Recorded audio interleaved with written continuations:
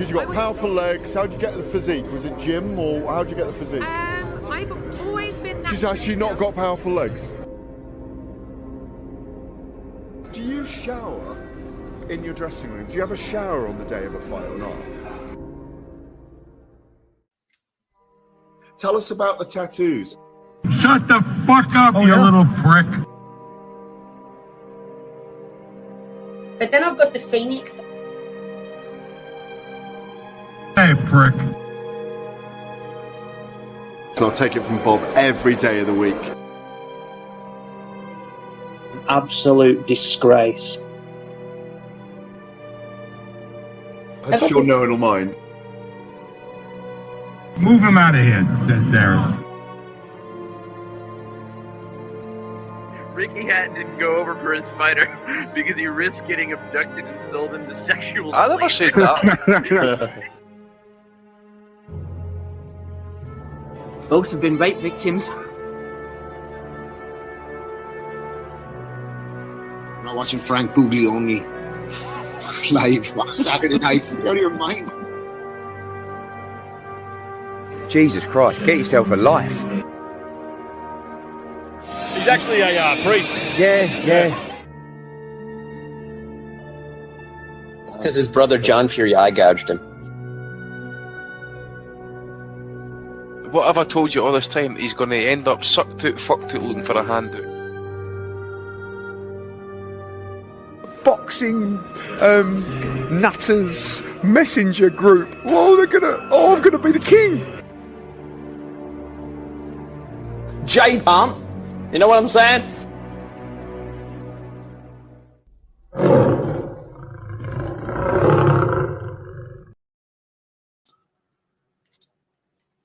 Hello, and welcome to another edition of the Boxing Asylum Nuthouse podcast. I'm in the hosting hot seat this week. Myself, Eamon Khan, filling in for Matty DiGiannato for a deserved week off. However, I am not alone. You guys are in the chat. Everyone in there, feel free to offer your questions and thoughts, and we'll get to as many as possible. Not just my voice you'll be listening to as well. Two joining me tonight are Des and Justin. We'll get into the boxing chat straight away, although the description here says the boys here are in for another round of discussion after a 12-round decision for Jack Catterall and a 0-round pullout for Michael Gomez Jr., as well as looking ahead at the next week or boxing action. I think we'll park our next weeks for the moment when we'll get into the boxing action for sure. It threatened to be maybe an uneventful affair between Jack Catterall and Regis Prograis. It was eventful in the end in the press conference as some DMs got leaked from Sam Jones, predicting that Regis Prograis might flatten Jack Catterall if this was 2 or 3 years back, but it wasn't the case. It did spark into action towards the later rounds, and Jack Catterall, for me, seemed to pull from behind and find that couple of knockdowns to change the momentum of the fight here and then defeat Regis Prograis on points. We'll jump to you, Des. This was an exciting affair in the end. Do you feel that Catterall was in any real trouble in that fight as I thought he was? Evening, Ames, and thanks for sitting in the hot seat, mate. You do a fabulous job, by the way. I enjoyed the fight. I really liked it. I'm with Holly. I thought it was an intriguing first quarter. I thought rounds 1 to 4, you saw two good kids sort of shuffling and pivoting and trying to get into space, and it was sort of who can make the first mistake and allow the other to take a commanding position. There wasn't a lot happening action-wise, but I like that about it because I knew that if one just gives an inch, the other will punish him. And it was almost like one was the counter puncher, ever so reactive in Jack Catterall, and the other was Regis, who was a lot more proactive, but he couldn't assert himself probably how he'd normally assert himself because we know Jack's a very good counter puncher. I thought the first 5 rounds, 1s and 2, there wasn't a lot in it. I thought Regis got off the stool in the 3rd round and thought, I'm away from home, I'm in Manchester, I'm not going to get nothing that's close. And I think he tried to assert himself a lot more in round 3. And I think he was making his point. In round 5, it was a combination of landing a shot and Jack pivoting. And I think he got his lead foot just stuck in the canvas and he went over. So going into round 6, Ames, and that's where I'll leave it with you. You can take it from there. But going into round 6, I thought Jack might just be behind on the cards. And that made for a really interesting second half. Yeah, Justin, I was watching this fight last night and I was kind of thinking, I made some comments pre the fight thinking, look, the stoppage might be there for Jack Catterall, and this is a faded fighter in Regis who we have concerns for off the back of the Devin Haney fight, and that's look at elite level, but the way his body was reacting to things, this is a guy who's kind of there for the taking. After that 6 rounds or so, I kind of thought, wow, where's Regis found this kind of new or old form of himself, and he's pulled it back for one last performance there. Were you as impressed as in Regis as I was going into the mid part of the fight? I wouldn't use the word impressed. I don't know. I wouldn't use the word impressed. I thought Regis, I think both guys could have, I think Des said, I think both guys were really a little over tactical in the first few rounds. They were, because that's always what Catterall does. I mean, we know what he does. He's going to do his thing. He's going to kind of just feel it out and stay on the back foot. But I think Prograis pushed the fight a little bit more starting the middle rounds because he had no choice, because Catterall is just not going to do that. And I think Prograis hasn't looked good. And I think that's what you just said a minute ago. He hasn't looked good in a long time. Like really good. I think the Taylor was the last time he looked really good. And that was years ago now, it seems like. But you saw, though, when Catterall started opening up a little bit later in the fight, was it like round 8, 9? When he started opening up, that's when he took over the fight. I know that's not his style, but when he started being a little bit more aggressive, a little bit more proactive, if he'd have done that a little bit early, which he wasn't going to do, I think he would have knocked Prograis out. I think he just kind of let Prograis have those first 4 or 5 rounds, like let him look like he was the better fighter and like he had something left, because Catterall just stayed back so much and just let him dictate the pace. But when Catterall wanted to finally put his foot down a little bit, and that caught him with that left and then kind of just pushed the pace, that was it. Prograis wasn't going to didn't have a lot left after that. So I think Catterall, like you said, he could have got the knockout, but he just started so late, in my opinion. I think if he'd have come out a little bit more aggressive, he'd have knocked Prograis out. But maybe, that's just not who he is, though. But maybe I'm wrong, but I think the knockout was there because he hurt Prograis, at least twice, maybe 3 times. So it was coming. He just started a little bit later. That second half of the fight, Des, for me, like Justin mentioned, that Catterall seemed to press on the gas a little bit more, and Regis said in the aftermath as well too that maybe these 12 rounds are a little bit too much for him, and his body started to fail on him a little bit. He seemed to have a problem with his ankle or his knee, the way his balance was a little bit off. And Catterall, he's a neutralizer, he's got his own unique sort of style, and he's not as maybe perceived by some to be a bit of a feather duster man. He can pack a punch as well too. It might be a little bit of mix of Regis's wear and tear as well in the ring, off the back of some of the previous fights that we've seen here. But he stepped on it and he managed to put a dent into Regis and maybe could have got that stoppage. But did we see something that other super lightweights in the division, the top guys, the likes of Teofimo Lopez, the likes of Devin Haney's of the world, the ones that have had belts here might be fearful of someone who they wouldn't want to go up against Jack Catterall because of his style, and that he can now kind of step it up a little bit more. Someone who Regis Prograis said after the fact that, look, of all the guys I've been in with, this guy is the best here. He's really, really good. And he's been in with like a prime Josh Taylor and a very, very, very elite fighter in the form of Devin Haney. Right, so I'm going to try and unpack all of that because there's a lot of good points here. Firstly, Jack Catterall's not a world-class puncher, but what he is a counter-punching thudder. So that carries a lot of weight, So a lot of the time, and it happened last night, the opponent will be walking onto one of Jack's shots. He almost sits on his back foot, perching his backhand, waiting to do it. And I think that was the undoing of Regis last night, because if you've got two southpaws, one being a counterpuncher, probably where Regis wanted to be was on the outside of Jack's lead foot. So you can almost use Jack's jab as a blocker. But what Regis throws is a very good jab. And when he's inside, he throws a real short right hand and it sort of comes round as a hook. Now, the problem with that, you're putting yourself right in the line of Jack's backhand. And that's what caught Regis out last night. He was looking for his speciality shot, but in doing that, he played into Jack's hands. And I think that's really why we saw Jack come into the fight in the second half. I must say this, some brilliant corner work last night from both teams. I love the instructions Regis's camp was giving him. You've got to start landing Prograis. You've got to start punishing him. And that's when we saw Regis be a lot more assertive. And then in the other corner, going into round 7 and 8, Jamie Moore, and they've got a lovely vernacular between them two. And Nigel Travis knows his role. And the language was brilliant. It was, you're doing okay, Jack, but you've got to start landing punches. And that's when, we had a perfect storm. Regis was looking for him, and Jack was able to get off his counter punching backhand. I think that was the difference in the fight. I think Regis's proactivity and assertiveness allowed Jack to let his hands go.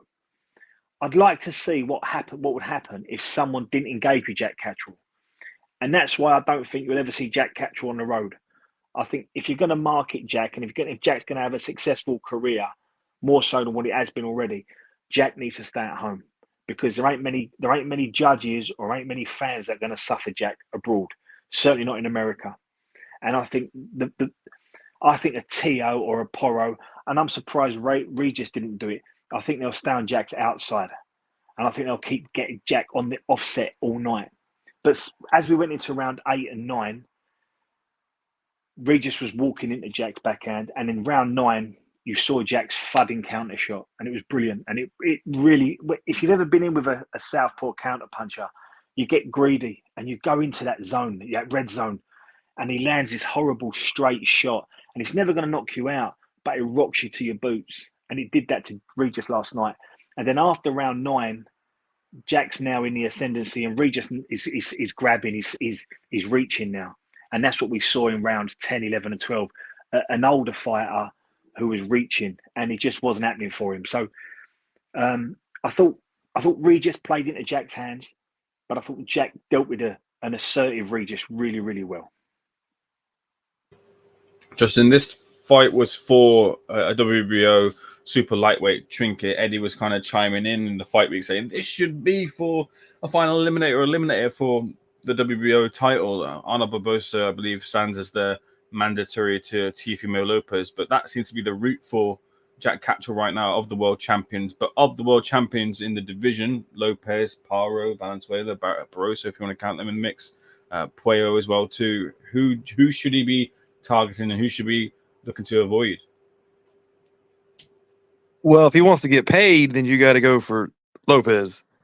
I mean, that's if he's ready. I don't want to say cash out, but if he's ready to get a big check, you go for Lopez. But all those guys are Barboza. That's probably the easiest fight for him. I think Arnold Barboza, I've never rated him. I think he sucks. I mean, I've never thought Barboza was anything special. So if he wants the easier is Barboza, that's where I would go. If you were looking to grab the quickest belt and the quickest, that's where I'd go. If you want the money, you go to Lopez. If you want the style, then Paro, because Paro is going to come at him. And that's exactly what Catterall wants. So I guess it depends on if he wants a style fight, or if he wants the easy fight, or he wants the money. So Lopez is definitely the money, the big fish. And then that's where I would go. I'd go Barboza, though, if you want an easy one. I'll stick with you, though, Justin. What about Regis Prograis, who now I think might, if he hasn't officially done it, we're waiting for that, but he's looking to steer towards an exit from the professional boxing ranks, and maybe towards bare knuckle, he said there, maybe somewhere where he doesn't have to use his legs a bit more and kind of has probably an advantage in the boxing style over some of the competitors in those leagues. But what about Regis? Who, for me, I remember when I first kind of seeing Regis in ascent towards the top, and then coming over to the UK. I thought he kind of really curried a lot of favor with boxing fans, just the way he spoke about the sport, the way he carried himself, his fighting style, never afraid of anything. I remember the press conference for the fight with Josh Taylor where Chisora was kicking off, and he sort of gave Chisora some shit back as well too, and stood his ground, and it kind of, I think, turned a few heads for boxing fans, and he gave great nights and gave himself to the sport. His kind of tail off really in the last couple of years has been quite dramatic. I wonder why that was. I remember seeing a video a couple of years back of Regis on his YouTube channel, and he was talking about how he'd kind of done weight wrong quite a lot, and he'd now brought in a team to specifically kind of instruct his fight week and managing his weight to get to the weight limit. And he then did like a faux weight cut just to check it out as well. And I thought, wow, this guy's properly professional, takes his sport very, very seriously to go an avenue which I haven't seen any of the boxers do, to make sure they have no kind of finger pointing towards them of their professionalism and desire in the sport. This is a guy who really, really kind of covered all bases here. But the fall off from the peak of a Regis Prograis to where he is now, and maybe some of the opportunities to have bigger fights in the division. He had that big Haney fight, but maybe a couple more fights could have happened with the peak form of Regis. Those have now slipped away. How will you remember Regis Prograis if this was his last time in the professional boxing ring? I'm like you. I always like Prograis, but I think it's like you said, he's always had issues with.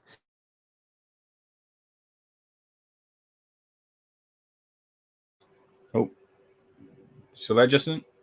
Yeah, you hear me? Yep, go for it. Go. But what I was saying was, it's like he's always had these weird management gaps, and these, like, you don't see him for a while. Like he killed his momentum, and I don't know if it was him or he's hard to work with or he just couldn't get it what he wanted. But as far as in the ring, yeah, he's always showed up. He's always given a good effort. He's always been a talented guy. It's just he's one of those guys that boxing gets. You get these guys all the time. It's either their fault or somebody else's fault, but they're just not active enough. They don't get after it enough. There's always some little thing that comes up. This is not the fight they wanted. Their management didn't get them this. So yeah, he'll always be one of those guys that just could have maybe, like you said, he could have made a lot more money if he would have been more active. He could have done more, but hey, I mean, look at all the guys that do nothing in their careers, that waste their talent, and they're just, you never hear from them. He made a lot of money. I know he owns a lot. I think he owns, like, on Twitter and stuff, I think he owns a couple of trucking companies. Like, he's invested well, so he should just probably hang it up. I don't think it's smart to go bare knuckle fight when he doesn't need to. I'm not the bare knuckle guy. I think that stuff's stupid, but if he wants to go and fight Austin Trout and whatever, I mean, that's his decision. But yeah, I remember him as a good guy, good fighter, and it's probably time to hang it up.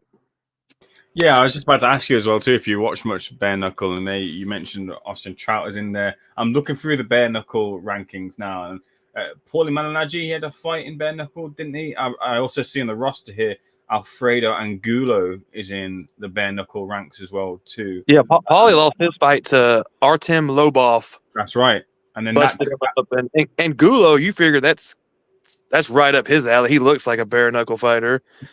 And I mean, it is what it is. People love it. If you're into that, I mean, I can watch bare knuckle fighting on Friday. I can watch where I live. You can go watch it for free on Friday and Saturday nights. I don't have to go pay money to watch just guys beat the crap out of each other. I saw two meth heads fight each other 2 days ago in Winston, right up where I live, and so that was good enough for me. But people just, I don't know, that's their thing. I don't think he should do it. He's got a young family, and I think it's stupid for him to say that, oh, my knees are bad. I can't really do this, but I can stand there and let me just keep taking shots to the head. That doesn't make any sense at all. I think it's stupid. What was Matty doing in Winston? No, I said I saw two meth heads yeah. So what was Matty doing, Winston? Yeah. I don't know. He came to visit, and he just got into it with somebody. So it happened. No worries, and that's why he's not in the hot seat this week. Throw it back to you, Des. Des, how will you remember Regis Prograis? I bumped into Regis once when he was over. He was just after he'd fought Josh Taylor. I bumped into him in London, and he was ever so polite and very courteous. He said how much he loved the UK. He loved UK's boxing fans. He loved the boxing scene. I've always had a soft spot for Regis. I thought he was he's a family man. He seems to be sharp, switched on. He's been through a lot of adversity in his life, having to relocate from one part of America to another because of a disaster. And he's picked himself up, and he's really come good, Regis. I don't want to hear all this bare knuckle talk. That's not for me. I think Regis is invested well. He's a smart cookie. He's played acting roles in major Hollywood films. I think he'll be fine, and I think there's still 2 or 3 good fights left in Regis. Maybe not at world level, but don't be surprised if we don't see Regis Prograis against an Adam Azine or a Dalton Smith. Don't be surprised if he's not been brought in for the next row of guys coming up at 140. A lot of people didn't see Regis being brought over for Jack Catterall after Jack beat Josh. Immediately after Jack beat Josh, people was talking about Tio and people like that. And Regis is always going to be the one they brought over. So don't be surprised if they do it again. But in terms of wants and needs, and no, I think Regis got his life in order. I think he's got a good head on his shoulders. And please God, if he goes into retirement, he goes into a sensible version of retirement. I don't want to see him bare knuckle boxing. Well, Des, I'm just checked out bare knuckle boxing roster, as I mentioned there to Justin, and I've stumbled across, is it Troy Beats, nickname Basher Beats, and I'm just watching him. I've changed my audio avatar to him now, and this is very much like the description that Justin was giving earlier as to some of the characters in bare knuckle boxing. So hopefully Regis does avoid this route entirely. What was the movie or TV series that Regis was in that he was acting? Can you remember? I can tell you who was in it. Mark Wahlberg was a lead role, and I think he was with Denzel Washington. Was it Two Guns or something like that? Was he any good, Regis? He didn't. It was more of an action role. It was more sort of, not quite stuntman-esque, but he had maybe 1 or 2 lines, and he was rolling around, and Regis. From my takeaway from Regis Prograis in a very limited time I've had with him, he's very sharp, very articulate, very bright. Having followed him on social media, he's someone that likes to invest. He's someone that's quite busy, and I think a life after boxing is about being kept busy. And in my lifetime, I've always said to fighters, if you can channel everything you've done in your boxing career, the discipline, the focus, the determination, the grit, the doggedness, take that into business, you'll be a huge success. And I think Regis is one of them guys that will be busy and he'll be a success. He's already a success. So I don't have an issue with Regis Prograis after boxing. I think he'll be busy enough. I didn't know he had trucking companies, as Justin said, but that's a great thing. He's involved in transport. He's got assets. No, I've not got a problem with Regis Prograis. I don't want to see him in the unlicensed route. I don't want to see him in a cage. I don't want to see none of that sort of thing. If anything, I'd like to see Regis Prograis behind a commentary mic, offering us some insights, because he's a great speaker. You saw that last night in the ring. He's a really good talker. Very good shot there, Des. I echo that actually about jumping into the commentary booth. I think that would be a very fitting role for him. Spencer Confidential says Michael Thompson as to the movie that he was in. Can't say I've seen it myself. Tyler Goodjohn, is he still doing bare knuckle? I believe he is as well too. Yimmy Yappy says Beat Bop Boot. It's got the Beat Bop Boot seal of approval. Spencer Confidential does, saying that it's a great movie. And then Yimmy Yappy asks, would Campbell Hatton clean up at bare knuckle? Now, Campbell Hatton found himself in the chief support fixture in a rematch against Jimmy Joe Flint after suffering defeat the first time round. He's since changed trainers. He's gone to Ben Davison's team. Barry Smith was the lead in the corner, and he couldn't overturn the defeat to a victory in the second outing against Jimmy Flint. another defeat for Campbell Hatton, who finds himself asking the questions as to whether he wants to continue in the ring, finds himself with more fuel to the fire for hardcore boxing fans to say, well, to open the door and usher him out to the exit of the sport. Des, did you see Campbell Hatton's second losing effort here against Flint? Did you see improvements from Campbell Hatton? I watched the fight and I found it an interesting fight because it's probably one of the reasons I love amateur boxing aims, is because if we could condense that 10 rounds into 3 threes on an amateur show, everybody in the building would have given them a standing ovation, and they'd have been given 100 kisses and cuddles, and they'd have gone home feeling like Braveheart. There wouldn't really been a loser in the amateurs last night. I mean, both kids would have taken so much from it, but this is pro boxing, and I don't know if it's a boxing thing or if it's a British thing, that we do like to hit people over the head, especially if they've got a famous father or a famous brother, or they've been given a leg up. And that's pretty much what we've got here in Campbell. I don't take no pleasure in seeing a young man lose a fight and lose 2 in a row and probably have to go back to the drawing board, not know whether he wants to come or go. I thought it was a really interesting, fun fight of 2 kids of a level, and that level's area level, and that's probably both their ceiling. I can't imagine James Flint to go on and win British titles. In fact, I can't see that at all. I don't think Campbell will go on and win domestic titles, but they are 2 kids fighting for an area belt, and it was a really good fight. You know, it was a lot of fun in that fight. You could pick holes in it, of course you could, but these ain't 2 kids that have come out of the amateurs with, you know, a resume of titles, and they've not come out of the amateurs with really good names and reputations.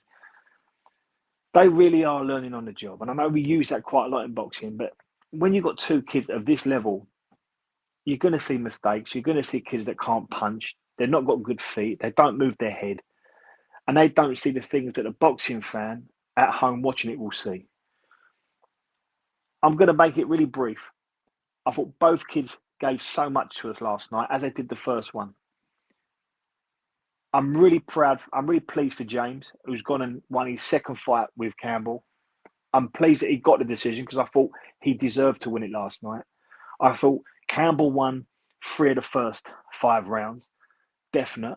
I thought James won 3 of the last 5, definite. And it's pretty much how you saw the other 4. And I thought James was always the better boxer. I thought he finished all the exchanges. He had more to say. He had better feet. He understood angles. When they was close, which was quite frequent, James knew how to step off at the side and throw uppercuts and work on the inside a lot better than what Campbell did. James was the better fighter last night, and that showed. And he was a deserved winner. But I don't think we should hit Campbell Hatton on the head either. It was a really good area title fight, or an area level fight. Both kids gave so much to us. James, he'll move on to a similar type of opponent. And Campbell, if he wants to continue, why not? Back to the drawing board. We all lose. It's how it goes sometimes. I know you're trying to keep it brief, but there were whispers around the media area of Hatton and his team's confidence. This is Campbell Hatton, of course.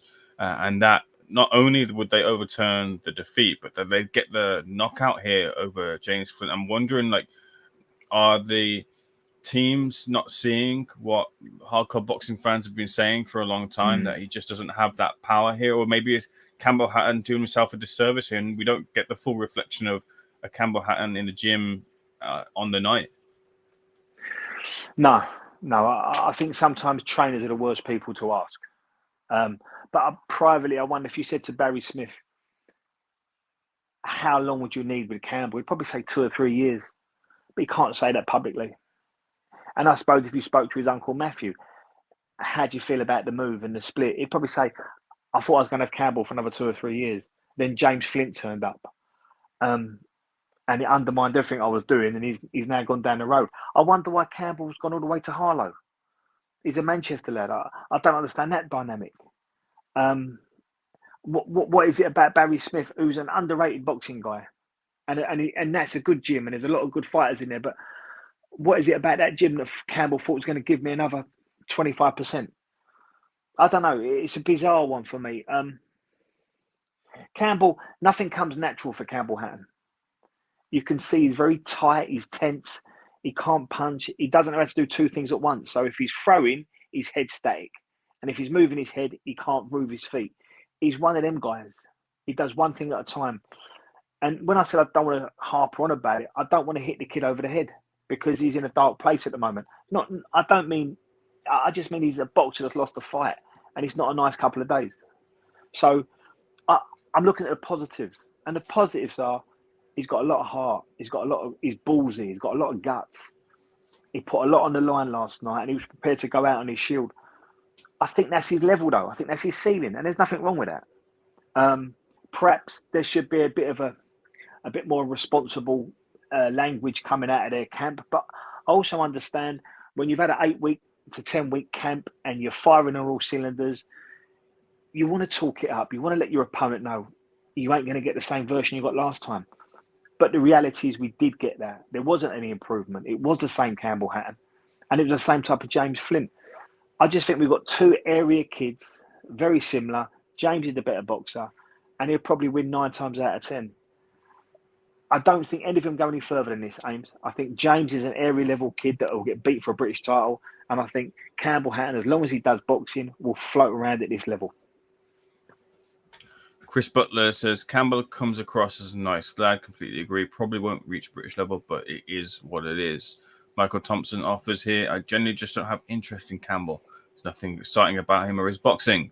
At least he's really trying, but he doesn't have it and throws his hands up. Can I just say something, Ames? Sure. Them 2 comments here, that's just what I like to hear from the guys on the asylum. That's balanced. It's not personal. It's obvious for everyone to see. Chris and Michael, they've nailed it. It is what it is. He's a kid of a level, and that's it. I think even Eddie Hearn come out today and basically, was it yesterday or today, gave an interview. I think he was like saying the same things we are. He needs to make a decision on like if this is it. Like, I mean, like he's basically come out and said he knows he's not going anywhere either.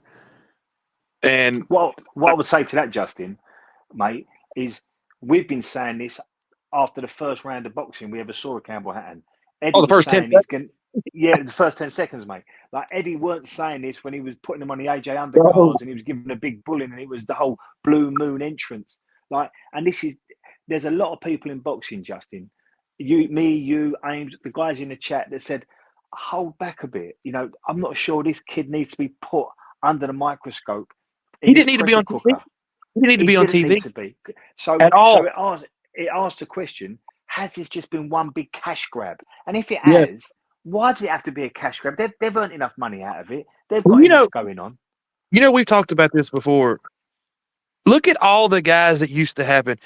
Look at Terrence. Look at all the fighters back in the day. You did not see them on TV until they were like 13, 14-0. You did not see these guys because they had to act, they made them go learn.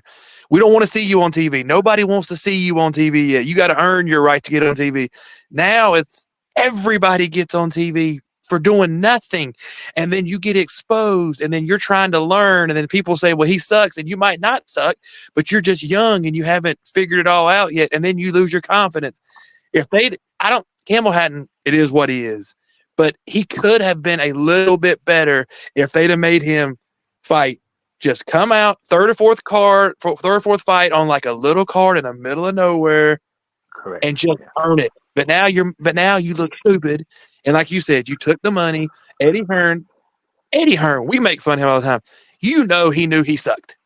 Eddie Hearn he knows boxing. He knew Campbell Hatton wasn't any good. But he was going to ride that name as far as he could go until he hit a brick wall, and Flint was the brick wall, and that's it. But we always said on this show, going back when Campbell made his debut, the best thing to do with Campbell is to get him with a local promoter, put him nowhere near TV, and get him out 8 or 9 times a year. Just get him around the country, and then bring him back to us when he's had 18 fights. He might have lost 3 or 4 of them. But then we'll get a better product, and Campbell will be a better person for it, be a better fighter. He won't be operating in that pressure cooker of boxing that he has been all his pro career. And to go back to something you said, and we've all said it, he's not good enough for that stage. And I hate saying that about a kid, but it's obvious and it's clear.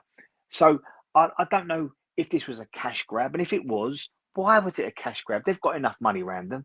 Why would promoters and networks say, after seeing him for his first 2 fights, yeah, let's keep putting this kid out there? This was always going to happen at this level. I mean, he's been caught out a couple of fights ago against a journeyman. So, or against another kid. I can't place the kid's record, but he's been caught out before, but he got the decision, and that was a scandal in itself. So the last thing I want to do is hit the kid on the head. And I don't want to take away from the performance James Flint put in. James boxed really well. He done what he had to do, and he was the better fighter of the two.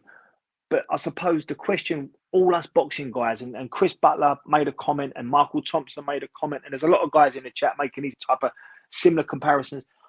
Why would you want to put this kid under this magnifying glass, in this pressure cooker, on this platform, when you know clearly he's not good enough? But they did. So I'm sorry for him. I'm sorry he's been called out like this. I'm sorry he's lost back-to-back fights. I'm sorry he's had to sack his uncle and move down to Essex 5 days a week. But maybe now there's a reality check here. And maybe now it's, okay, Campbell, look, let's get you off telly. Let's get you active. Let's get you working in spaces where you're not the main kid. You ain't got to sell loads of tickets. There's not so much pressure on you. And win, lose or draw, you can have a couple of years at that pace. And then we'll see what we've got after that. That's probably what should have happened at the start. But they got it wrong. But maybe they've earned a few quid out of it. And that justifies the decision making. Gimme Yappy says that Eddie drops Hatton now. Well, let's park that for a moment. Eddie might drop Campbell Hatton, but we've picked up a washed-up Wellington. Is this the voice of results it turns of Steve Wellings? Could well be, Ames. Can you hear me okay? I can hear you perfectly. How you doing, Steve? I'm very well. How are you, sir? I'm very, very good. I see you've jumped on exclusively for the Campbell Hatton chat. Well, not intentionally, but it's always a bonus. I love a bit of Campbell Hatton, mate. What did you think to Campbell's defeat again?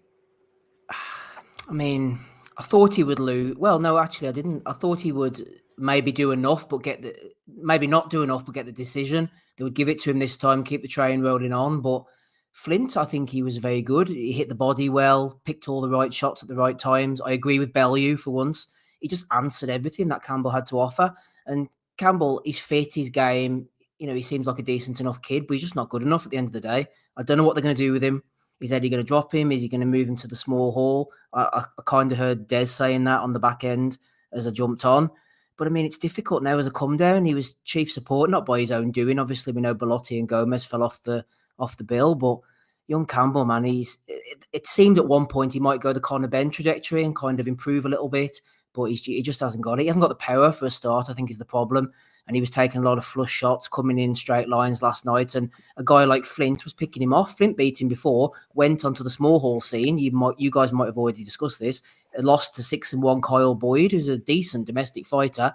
And now he's back beating Campbell Hatton, which just shows to me, Ames, is indicative of Campbell's level. And I don't know whether he can be rebuilt or whether he can go off and do something else. But he just hasn't got it, unfortunately. Something you said there, Steve. Like, we're 16 fights in with Campbell Hatton now, Steve, and it still don't look natural to him. If you'd have said to me he's had 2 or 3 white collar or something, and he's now boxing in a hotel ballroom in a white collar fight, that would make sense.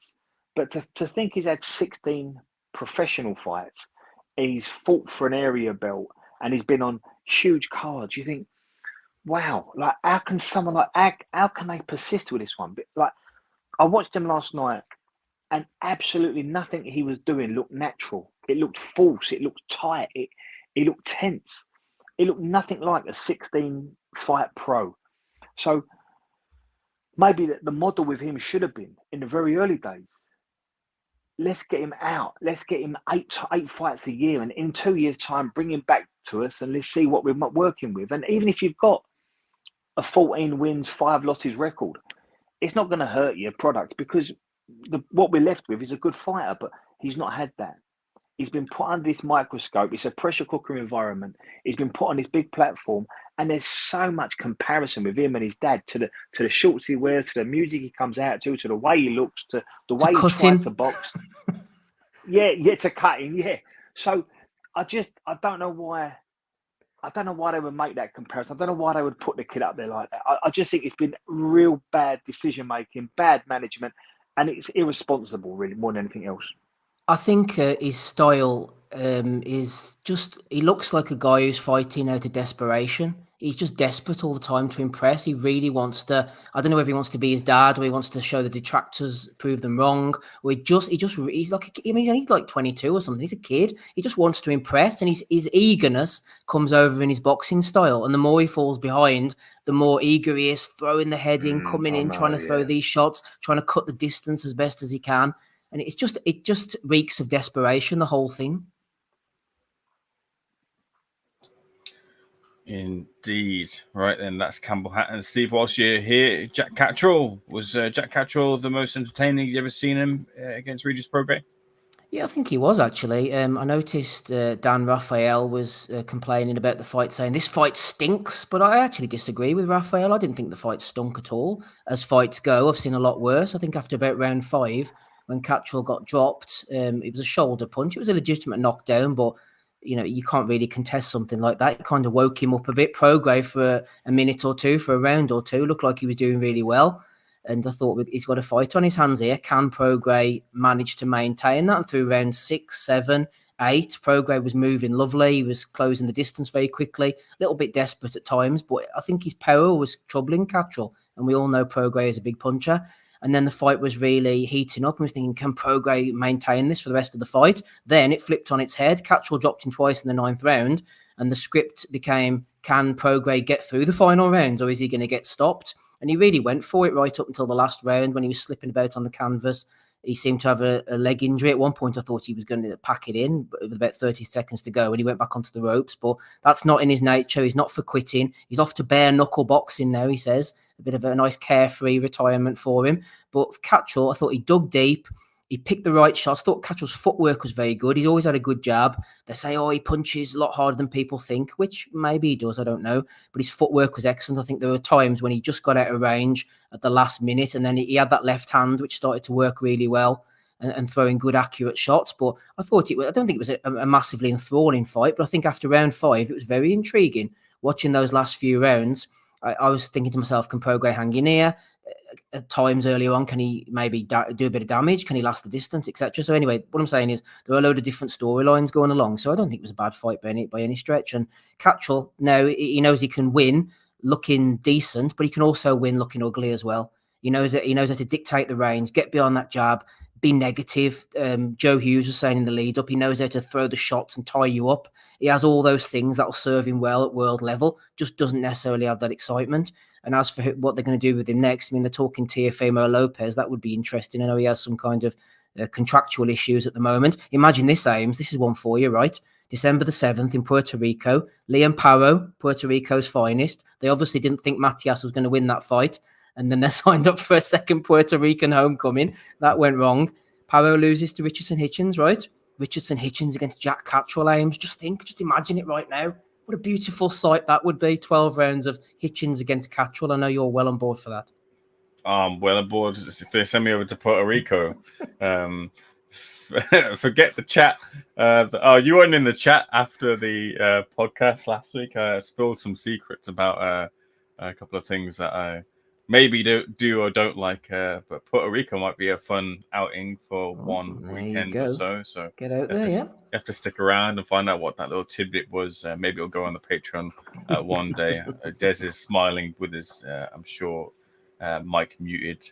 Not keeping those secrets safe. Okay, there was another fight on that undercard that didn't go ahead. There was an apology, a statement that was put out, and an apology in the Co-op Live Arena as well too. By the way, the Co-op Live Arena looks like a real good venue for Manchester. I think it's supposed to be the biggest indoor arena in Europe, is it? If that's correct, it does look like it will be a real good venue for future boxing fights. Not a bad seat in the house. It appears to be the case. But yeah, we should have seen Reece Bellotti versus Michael Gomez Jr., but that was pulled very, very, very, very late in the night. They didn't quite send out Reese Bellotti or Michael Gomez Jr., who was the one who was forced out of the fight, like they did Amanda Serrano I think that was in Puerto Rico, wasn't it? But Bellotti has since taken to social media to say that he believes Michael Gomez Jr.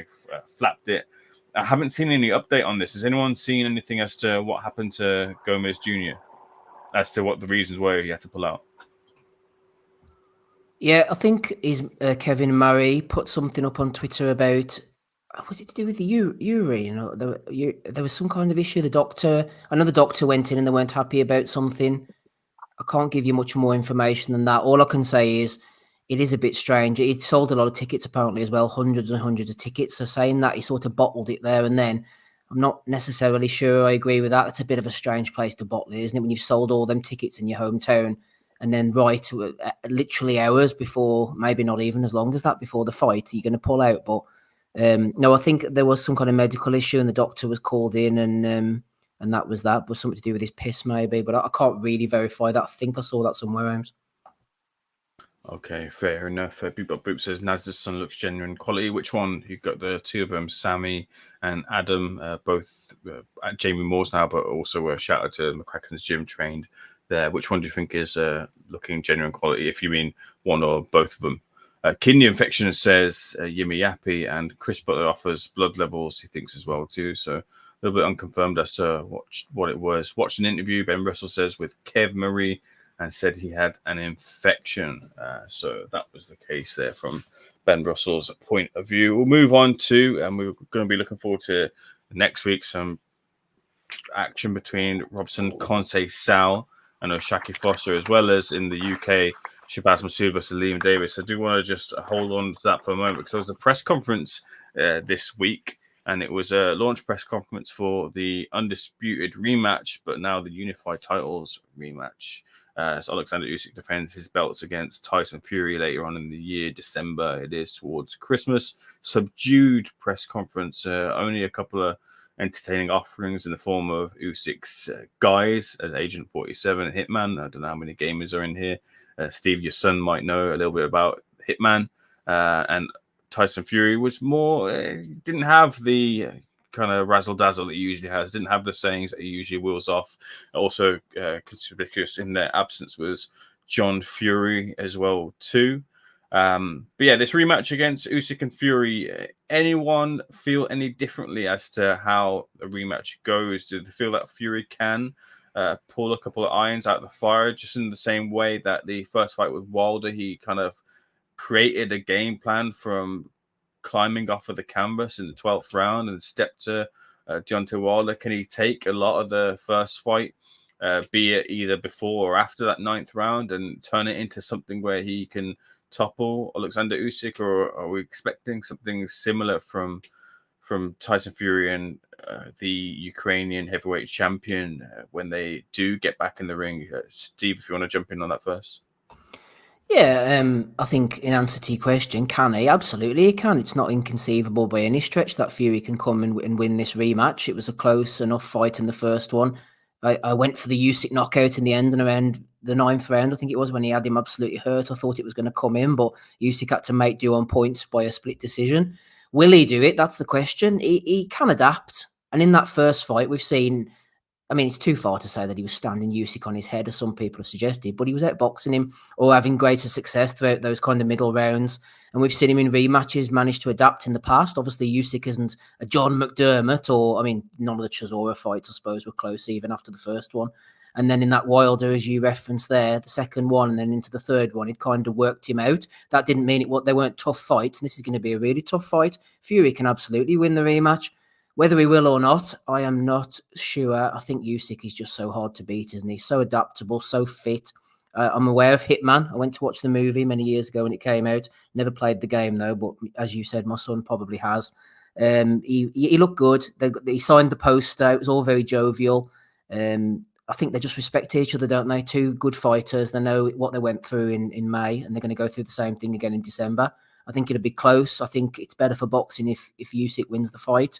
But if Fury were to come away and we had a trilogy, a third fight on our hands, I don't see why that couldn't happen. Absolutely. I tell you what, if Usyk beats him for a second time, Usyk's right up there with the best, I think. I've had this. I don't want to drag the conversation onto something completely different, names, because I know you have your set of questions and all. But I just look at guys, people comparing Usyk to Holyfield and things like that. And I've said before, as if Usyk has to do something kind of extraterrestrial almost to get onto that Holyfield level. But if he beats Fury, and he said Fury for a second time at heavyweight, that legacy is absolutely immense. And imagine if he stopped him as well? He's right up there with some of the best ones, in my opinion. But as for the fight itself, I think Usyk will win. Hope he does win. But if Fury were to get the job done, I would not be surprised at all, Ames. Justin, is heavier Tyson Fury the way forward? He seems to feel that way on social media. He's kind of putting out, look, I was in tremendous shape for the first fight, but that's not me. A peak Tyson Fury is the ones that went in against Deontay Wilder the second and third times round. A little bit more kind of fleshy around the midriff, but one who's a real destructive machine, kind of lending towards the way that he will take on the fight, the way that people have kind of had the rhetoric of the fight that he just needs to kind of go for him, sort of the way that Chisora did there. Is that the route to victory for Fury the second time around? Well, I mean, I agree with Steve. He can easily win. I mean, I don't think it's going to be an upset if he beats him, but if he's going to come in big, that means, yeah, he's definitely going for the Wilder 2-3 style, where he's just going to try to lay all his weight on Usyk and just try to shove him around. Can he do that? Yes. I mean, I like Usyk, I like Fury, but who knows with Fury? I mean, he was actually looking decent in the first few rounds of the first fight, but I don't know. Who knows with Fury? I mean, I don't know. I think if it's weird because Fury is one of these guys that you can't really tell with him what he's going to do, what he's not going to do. He's going to come in fatter. He said that he's just going to gain a lot of weight. Is that going to be good weight? Is he going to just eat himself up to be bigger for the fight? But I think if he can lay on Usyk and wear Usyk out, because Usyk was getting a little tired. I mean, these are big guys, but I don't think he's going to be able to do the Wilder strategy on Usyk. Wilder is what he is, and Usyk is completely different than Wilder. I don't think that strategy is going to necessarily work for him. But on the other hand, I wouldn't be surprised if he knocked Usyk out. I wouldn't be surprised if he won an easy decision. Nothing would surprise me, because this is when heavyweight boxing comes up, you don't really know what's going to happen. But if I had to bet money, I want to say Usyk will probably stop him late, or I'm just going to say another decision. I don't think he'll knock Fury out, but we'll see. Fury, if he wants to come in fat, then let him come in fat. If that's his strategy, then hey, if it makes him feel good that he's going to be coming in fat, hey, cool. Now maybe that gives him confidence. We'll see. Des, before I come to you, Michael saying Usyk KOs him this time. That's the only difference. Chris Butler is going for Usyk points a little bit wider, and that's the lot for Fury. Miami Virtue is saying Fury can win. He only gave it to Usyk by a point. We watched it. So Fury by a point, and then turned it around to Usyk by a point on the rewatch. Beat Bop Boop is saying here that he believes it will knock Usyk out cold this time round, and as he'll have a proper training camp under his belt, alluding to the cut that he had in sparring that we believe now to have curtailed his back end of his sparring or training camp. M. Lithgow is saying he thinks Fury will win on suspect cards because of the move to want AJ versus Fury next. I think AJ is going to need some suspect cards to come through a second fight with Daniel Dubois. Miami Virtue saying here as well too, would rather Usyk just retired at the first fight. Hope he wins, beat everyone, and he's cleared out the Brits. Chris Butler also, shame Usyk never got to Wilder. But Des, I was going to ask you, so Fury has made the decision to stick with his training team in the form of Sugar Hill, Andy Lee, and John Fury. John Fury wasn't there, though, as I mentioned there previously at the press conferences. Do you think we'll see a shake-up in the way that the instructions are kind of handed over and the apparent chaos in the corner? And do you think that might be the recipe for success this time around in what was, for at least myself, a close fight, and a few others in the chat, a close fight the first time? I think that corner needs some work, and they've got to polish up on that. If you've got John Fury in that corner, he likes the sound of his own voice anyway. He's a talker, and he's a kid's father. So he's gonna have a right of passage to say what he wants. You're not going to stop that. So I can't imagine if John Fury's in that corner, you're going to keep him quiet. You know what I'm like on corners? I think they should be professional. There should be one voice. There should be one guy handing up. And if somebody else has got something to say, they wait for an opportunity, they get approval, and they can have their say. I don't like corners that I don't like the type of corner that I saw in their first fight. But that weren't the reason why Tyson Fury lost that fight. Tyson Fury lost that fight because he weren't fit enough and he wasn't a better guy on the night. Usyk understood angles. Usyk knew how to get to him. Usyk knew how to put his foot down. And Usyk knew how to turn a fight around, because there was a period in that fight, I think it was rounds 2 to 4 or 3 to 5, Fury started to fight like a big man. He started to impose himself on Usyk. And it's for the first time I've seen Usyk really look like he's struggling in there, but he knew how to turn it around. So that brings me to the conversation of weight. Now, I'm really big on weight. You know, I think like Fraser Clark coming in at 270 pounds, because you can get heavy bagged, you can be immobile. And I've seen it time and time again. You have an optimum weight and it has to be set, and you have to be strict to it, and you have to be disciplined. People like Evander Holyfield always kept to a weight. Lennox Lewis worked out his proper weight. The Klitschko's always worked out their proper weights. Interestingly enough, I think Tyson Fury's better when he's heavier. And I think the best version I've seen of Tyson Fury was against Deontay Wilder in their second one. And Tyson was 273 pounds that night. And he knew how to fight like a big man, knew how to push the other kid around. He had, I think Tyson Fury has a lot of belief in himself when he's the natural bigger guy. Like, you know, when he's got that size, that weight advantage. I think Fury, it works for Fury. I wouldn't say about every heavyweight, but I think it works for Fury. I still don't think he beats Usyk though, but don't get me wrong, this one can go either way. The difference is when you're an 18-wheeler walking down the Deontay Wilders of this world, their feet don't take him around. Alexander Usyk's feet will take him around. He understands angles. He understands distance. He knows how to work in the pocket. He's very, very good at recovery. He's fit. He's strong. And he's a very good size and weight for a heavyweight, even in this modern era. And Steve mentioned about Alexander Usyk being a modern day great and the run he's had. If he beats Fury, that'd be AJ twice, Daniel Dubois, and Fury twice. That's a modern day run of a heavyweight that we've not seen since Lennox Lewis. And that's just at heavyweight. Sorry, Des. That's just at heavyweight. Yeah, that's just a heavyweight. It's an exceptional run. And we don't see that in this day and age. We've not seen that in this era. It's the best run at heavyweight since Lennox Lewis, Steve. And look, it's a bit early yet to call it, but I thought Usyk would win the first one because I think he understood angles. He understood detail. He was going to be the fitter of the two. I said this to Ames last week. You can always, this was undisputed in their last one. And if you go back to Muhammad Ali and everyone since, in a journey to undisputed, the 2 years before that are monumental. The run they have is monumental. They fight monsters of the sport. And they almost peak. They're qualified to be the person they need to be. And Usyk's run was brilliant. But Fury's run was, in 3 years, Derek Chisora, Dillian White, Francis Ngannou. It's glorified sparring. And it showed the night they boxed. Fury couldn't compete at that pace. He wasn't fit enough. And he could have got stopped on another night. So it's early days.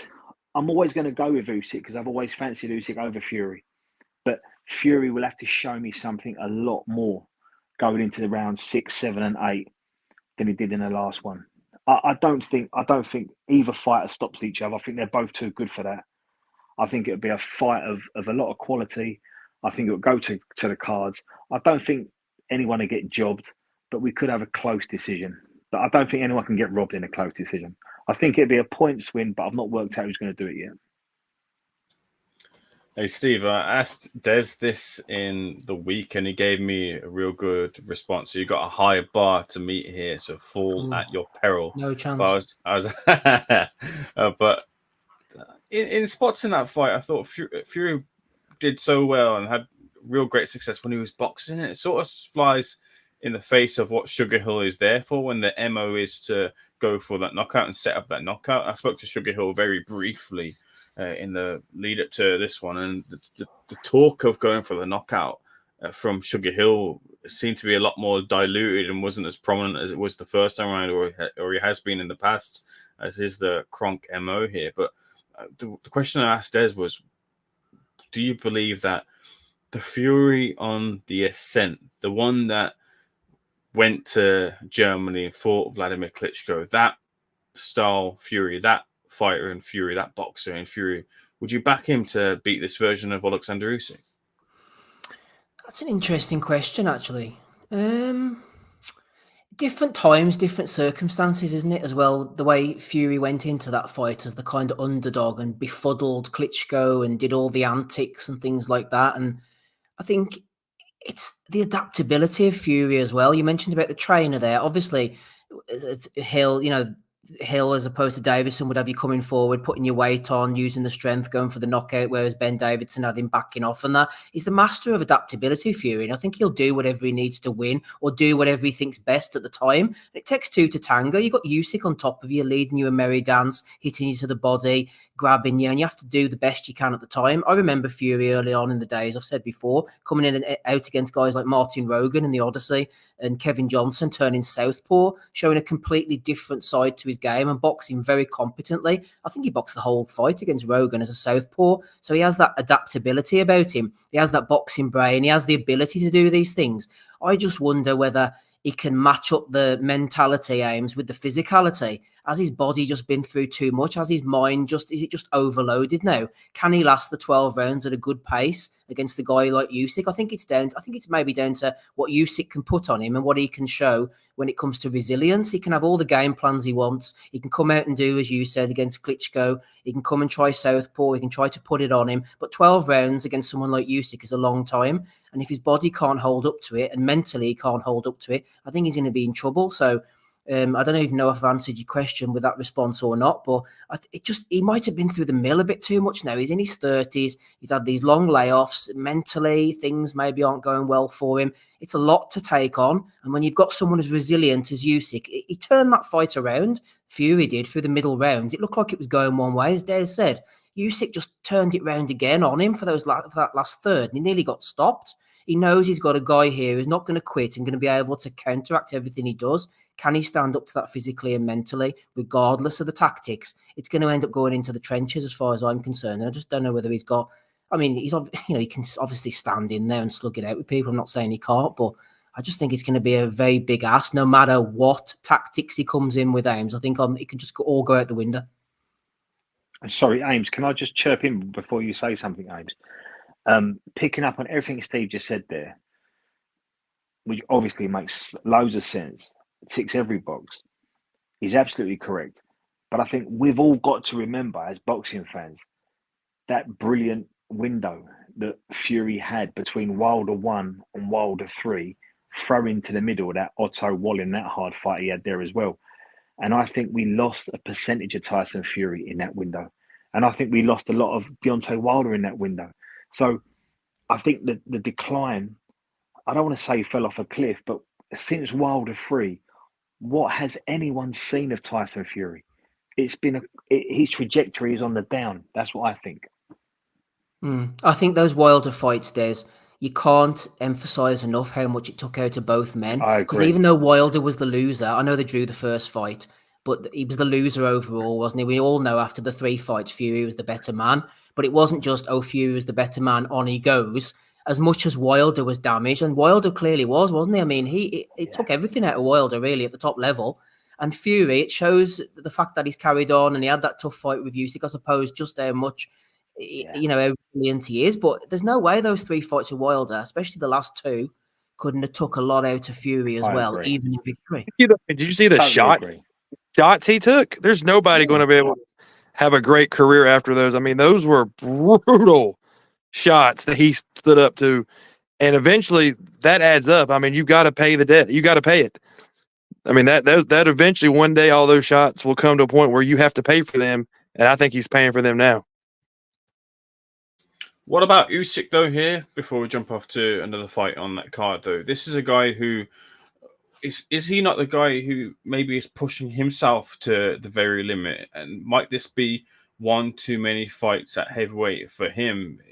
For all the talk after the fight of Alexander Usyk and his brilliant achievements, there was also the image of him getting carried back to the changing room and reports of a broken jaw and a broken face bone. A guy who, admittedly, from his former coaches, and I think himself as well too, after the fight, he said, I don't like being at heavyweight. I don't like having to eat up and eat to maintain this weight. He's had a few injuries as well too, taking him out of the training camps, and that this is a guy who's, might he kind of break down and might it all kind of fall apart for Alexander, who's been so brilliant, but this isn't the most natural weight for him.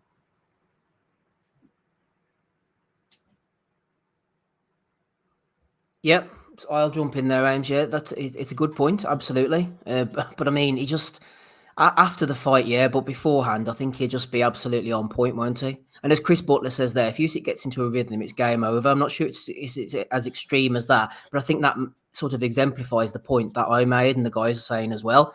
You've got to get Usyk out of that rhythm. AJ managed it, didn't he, in the second fight to a certain degree, I think, when he started hitting him to the body. He got him out of that rhythm really well. And in the end, Usyk, he did what he does. He got through the fight. But if he gets into that rhythm, as Fury got it in him to keep him out of that rhythm, that's the thing.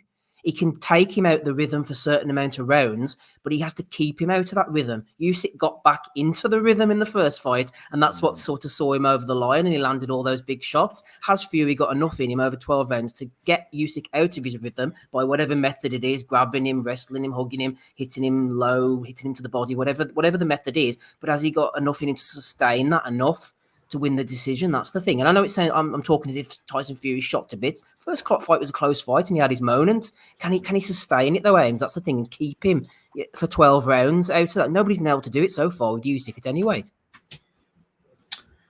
Let's move on to one of the fights on the undercard. Just before we do, we have in here Dex 2024. So 63 watching. Jesus, this podcast is done. Wrap it up. Dex, are you kidding me? We're in the UK right now. We're about to launch.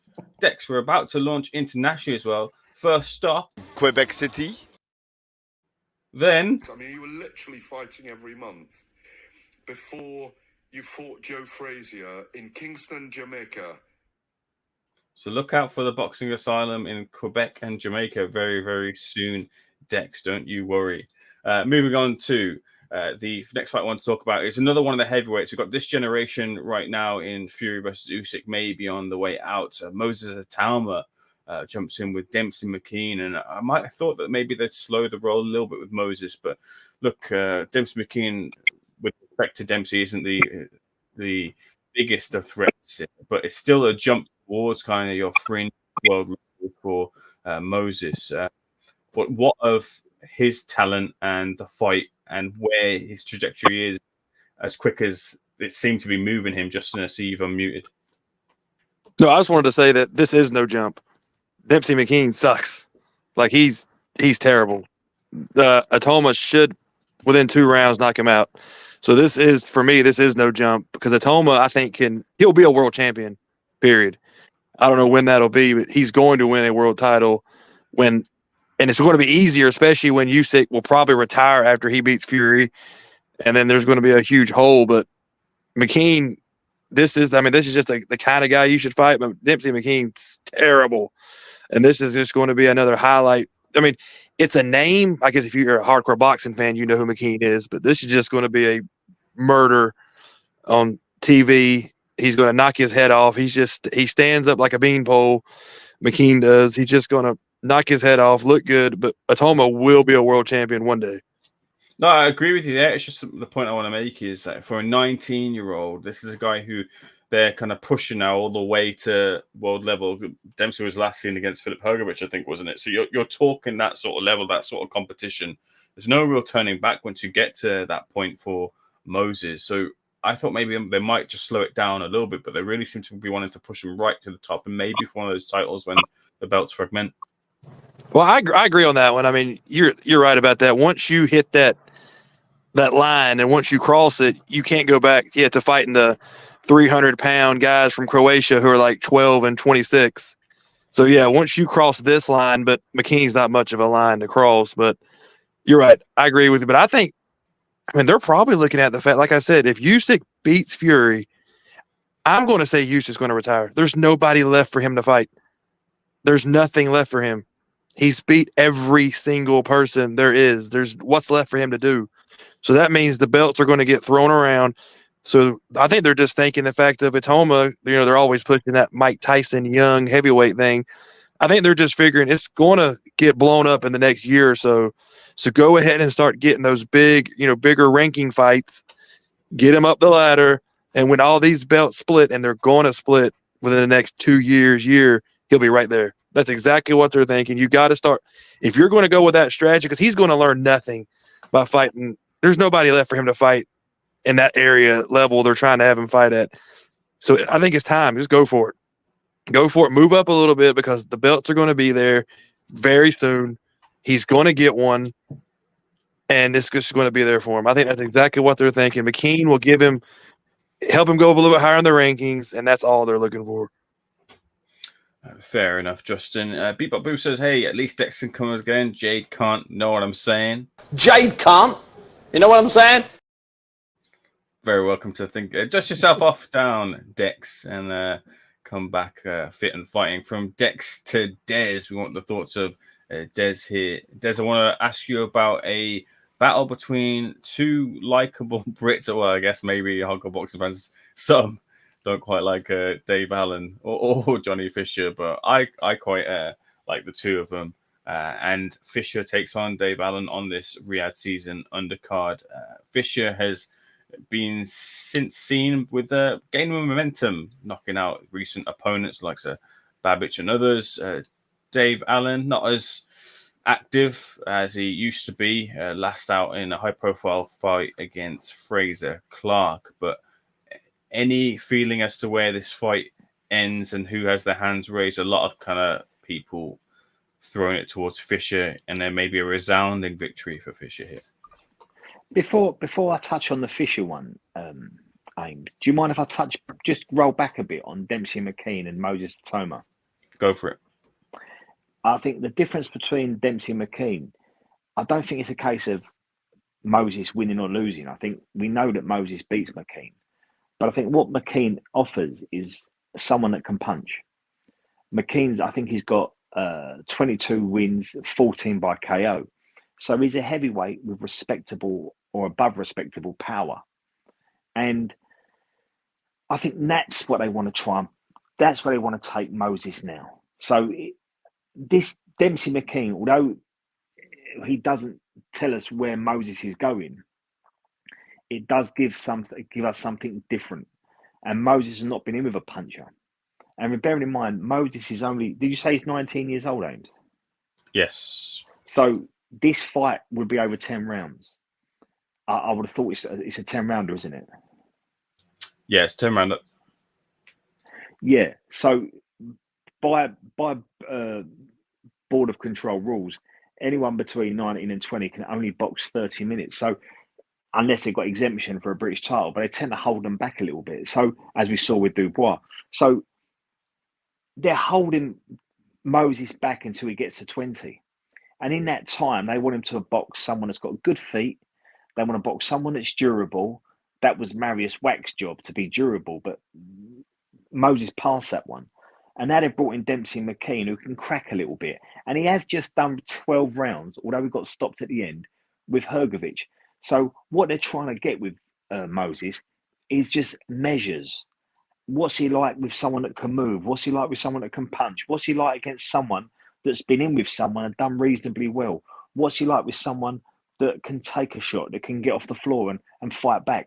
And by the time Moses becomes 20, or just halfway between, just 6 months before his 21st birthday, they want to know we've given him every opportunity to prove himself against so many different types of boxer. So I don't think the question is, does he beat Dempsey McKean? I think we all know he does. I just think it's, how does he respond with someone like Dempsey McKean, who's been in with a very good fighter in Hrgovic, who can punch a bit? And that's something different for Moses. And while he's this age, while he's 19 years old, I think they want to try and get him as much learning fights as they can. And I think this could be a good learning fight for Moses. the question you asked me about Johnny Fisher and Dave Allen, do you think how it's going to go? Yeah, look, a lot of people kind of really heavily favour Johnny in this fight, but Dave's durable, as we know. He's not incompetent in the ring. He's a very capable fighter here. I do believe it is a step up in levels for Fisher's recent fights. But Fisher's power, I believe, is a real problem for Dave, who right now, Dave kind of holds his ability to take a shot, and the fact that he's never been stopped in the ring as one of the last things he's kind of holding on to, I guess, which is a little bit of a worry. Didn't Fraser Clark stop Dave Allen? It was, I can't remember what the situation was there, but it was I can't remember the fight off the top of my head, actually. Right, but I think he stopped him like round 7 or 8. Someone in the chat will tell us he's been stopped. He didn't come out for the 9th round or wherever it was. He's been stopped. But I think the problem we got with Dave Allen is he's not fit, and the reason he ain't fit is because he ain't active. So he ain't got to be fit. And so what you end up getting is you get someone that gets to the weight he wants to be at, that does the runs he wants to do, and can do the sparring rounds he needs to do. But there is something to be said for being boxing fit under the lights. And I don't think we've ever seen that version of Dave. Or maybe we did, but he was getting fed to Yoka and Dillian White and Luis Ortiz. So that might have knocked the stuffing out of him. And since then, I'm not sure if we have seen a fit version of Dave Allen. He got a good hiding against David Price as well. And we're fast forwarding now another 5 or 6 years. So after someone that's had a good hiding against Dillian White and Luis Ortiz and Tony Yoka, this is a kid that got sent home from sparring because he got clipped by Usyk. He had 12 horrible rounds against David Price. He's been stopped by Fraser Clark. This is always the way Johnny Fisher's journey was going to go. It was always going to be, I'm going to be fed on the likes of Nathan Gorman, Dave Allen, and the like, until the landscape clears a little bit. Heavyweight boxing isn't rocket science. You've just got to follow it down the chain. So we saw Fraser Clark beat Dave Allen, and we've seen what Fabio did with Fraser Clark. We've seen what Nick Webb did to Courtney Bennett last week. I'm not quite sure where Dave Allen fits into all of that. But if I had to pick a dog in this fight, I think Johnny Fisher probably stops him. But Dave Allen has a couple of good rounds. But I don't think Dave's fit enough, big enough, or active enough to beat a prospect like Johnny Fisher on the way up. And whatever you think of Johnny Fisher, he's got a good team behind him. He's got a good momentum, and he can punch a bit. And I think that's all wrong for Dave Allen. That's right. Some people in the chat just pointing out here that Dave was stopped by Dave Price and of course, the Clark fight as well too. It's been a long week for me as well, so a little bit of loss of memory there. Maybe I've taken a few punches here on my end. Johnny Fisher, though, the one that dishing out the punches against Dave Allen. Steve, in terms of the heavyweight mix and the British heavyweight mix, it's all a bit quiet, as I will jump over to Justin in a moment, in terms of kind of rising American heavyweights, unless I'm missing anyone off the top of my head here. But Johnny, do you think he's got the potential there to get to the top? It was one of those things where it was a bit of or at least people kind of looked at him as a bit of a gimmick, but he's won titles now, or title in the boxing ranks, which gives him credibility. He also has a huge following, which means that kind of gets a bit more rope, I guess, to kind of travel around and have some more learning fights, as he doesn't need to be pushed as far, because he does sell tickets. So he's got that luxury where other fighters don't have that. And when you're a heavyweight commodity as well too, and you're selling those tickets that you sell, if you can get it right with them, then you could really be onto something big there. Johnny, what of Johnny, and where you think he can get to? No, that's a good point, actually. They do have to tread carefully with him as well, because it's hard. They have to keep a ticket seller kind of, it's like killing the golden goose, isn't it? You want to match them difficult enough that they're always getting a bit better each time, so they can potentially get to a good level. But you don't want to kill them off too early, because if they're selling 1,000-odd tickets at the Copper Box and they've got the big Bosch army behind them, you want to preserve that to a certain degree as well. But I mean, he's doing all the right things, Fisher. He's definitely got power. He can knock people out. Whether he's going to the absolute top, I mean, I wouldn't say so. But I mean, stranger things have happened, I suppose. But he's doing everything he can. He's knocking people out in front of him. Seems to have, as Des says, a good team behind him, and we all laugh at Big John and all that. But Eddie's got himself a decent, exciting heavyweight on his hands. As for Dave Allen, it'd be interesting to see what's next for Dave Allen. We know that now, but it'd be interesting to see what he does with Dave Allen compared to previous guys. I think one of the fittest and the most focused we saw Allen was in the David Price fight. Do you remember? I think he'd hooked up with Darren Barker, and he was on a bit of a good run at the time, Allen. They were maybe talking about an Alexander Povetkin fight, if I'm remembering correctly, and he was on a real upward trajectory. And then Price, who was a bit vulnerable, as we all know. I think every loss he ever had came by knockout. He boxed his ears off him, got behind the jab, and kind of showed the different levels, and they pulled him out after so many rounds. And the Fraser Clark one as well, I think it was a busted eardrum or a cut or something of that description. So he can be stopped, but at some point he's the one who's going to run out of rope, Dave Allen, and he's going to start getting stopped more frequently. And that's when it'll be a concern, because before he has been trading and dining out on his good chin. So if Johnny Fisher goes and does what he did to Babbage, or saying 2 or 3 rounds on Dave Allen, albeit this version of Dave Allen, then we can say, you know what, that's a good win for Fisher, actually. Will we learn too much about him? Probably will, if he gets rid of Allen within the first couple of rounds. If he starts to linger late on and Allen's a bit of a punch bag, then we'll assess Fisher differently. Is he going to the top at the moment? We don't know. The heavyweight scene, once the belts split up, we are looking for people to ascend to that top level. You mentioned the American heavyweights. They're all being sort of dealt with in their own particular way as well. Richard Torres Jr., Top Rank, have been very safety first with him regarding his matchmaking. They've kind of took him a bit of a Balanga route, really, knocking people out and not giving him too much substance. And we all saw what happened to Jared Anderson. Was of no surprise whatsoever to see Bob Arum come out and say they had nothing to do with the Bacoli fight. I said that at the time. You don't go from fighting guys like George Arias, Rihad Murhi, and these sort of midget heavyweights to fighting a big, heavy lump who can punch like Bacoli. That was obviously down to the money. And Bob Arum said, you know, Jared, off you go, kind of thing. But the point being, there's not really a lot of to go with on the heavyweight division coming up. Itauma looks very good. I agree with the boys as well for what it's worth. I think Dempsey McKean is a yardstick that he should get rid of, maybe give him a different look. He went 12 rounds with Hrgovic, got stopped in the last round. Hrgovic is a bit of a lethargic lump at times, though, isn't he? He kind of lets you carry on. But I think this is a crossing of the line for Itauma. He'll get rid of McKean, and then there's no going back. Once he hits 20, they'll start pushing him on a little bit. But the heavyweight division, the guys will come through. They always do. We always lament the lack of heavyweights, but it could be Johnny Fisher. It could be Fisher Itauma down the line. He's going to be exciting, whatever happens with Fisher. If you can punch, you've got a good fan base behind you, and you can sell tickets, and you're in exciting fights. I mean, at least he's going out there and get rid of people. That's what I always say. If you're overmatched or you're a bit of a gimmick, go out there, do the job, and get rid of people. So if he bangs out Dave Allen, then I'll say fair play to you, Johnny. Let's see where you end up next.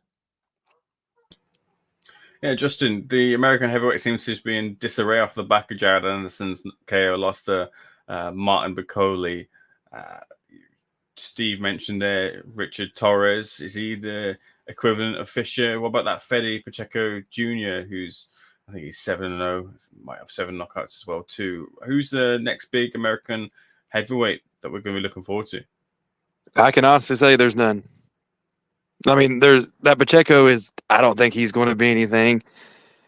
Torres, I think we all saw what happened with Torres when he got absolutely destroyed in the amateurs by Jalilov. That's what's going to happen to him in the heavyweight division when he steps up. I like Torres, but he's going to get Jaliloved. He's going to get his face ripped off when he fights somebody really good. It's going to happen. And usually the American heavyweights have been bad overall for a long time. And now I think it's really bad. There's just nothing. Wilder was it. And there's Anderson. I never thought Anderson was going to be anything.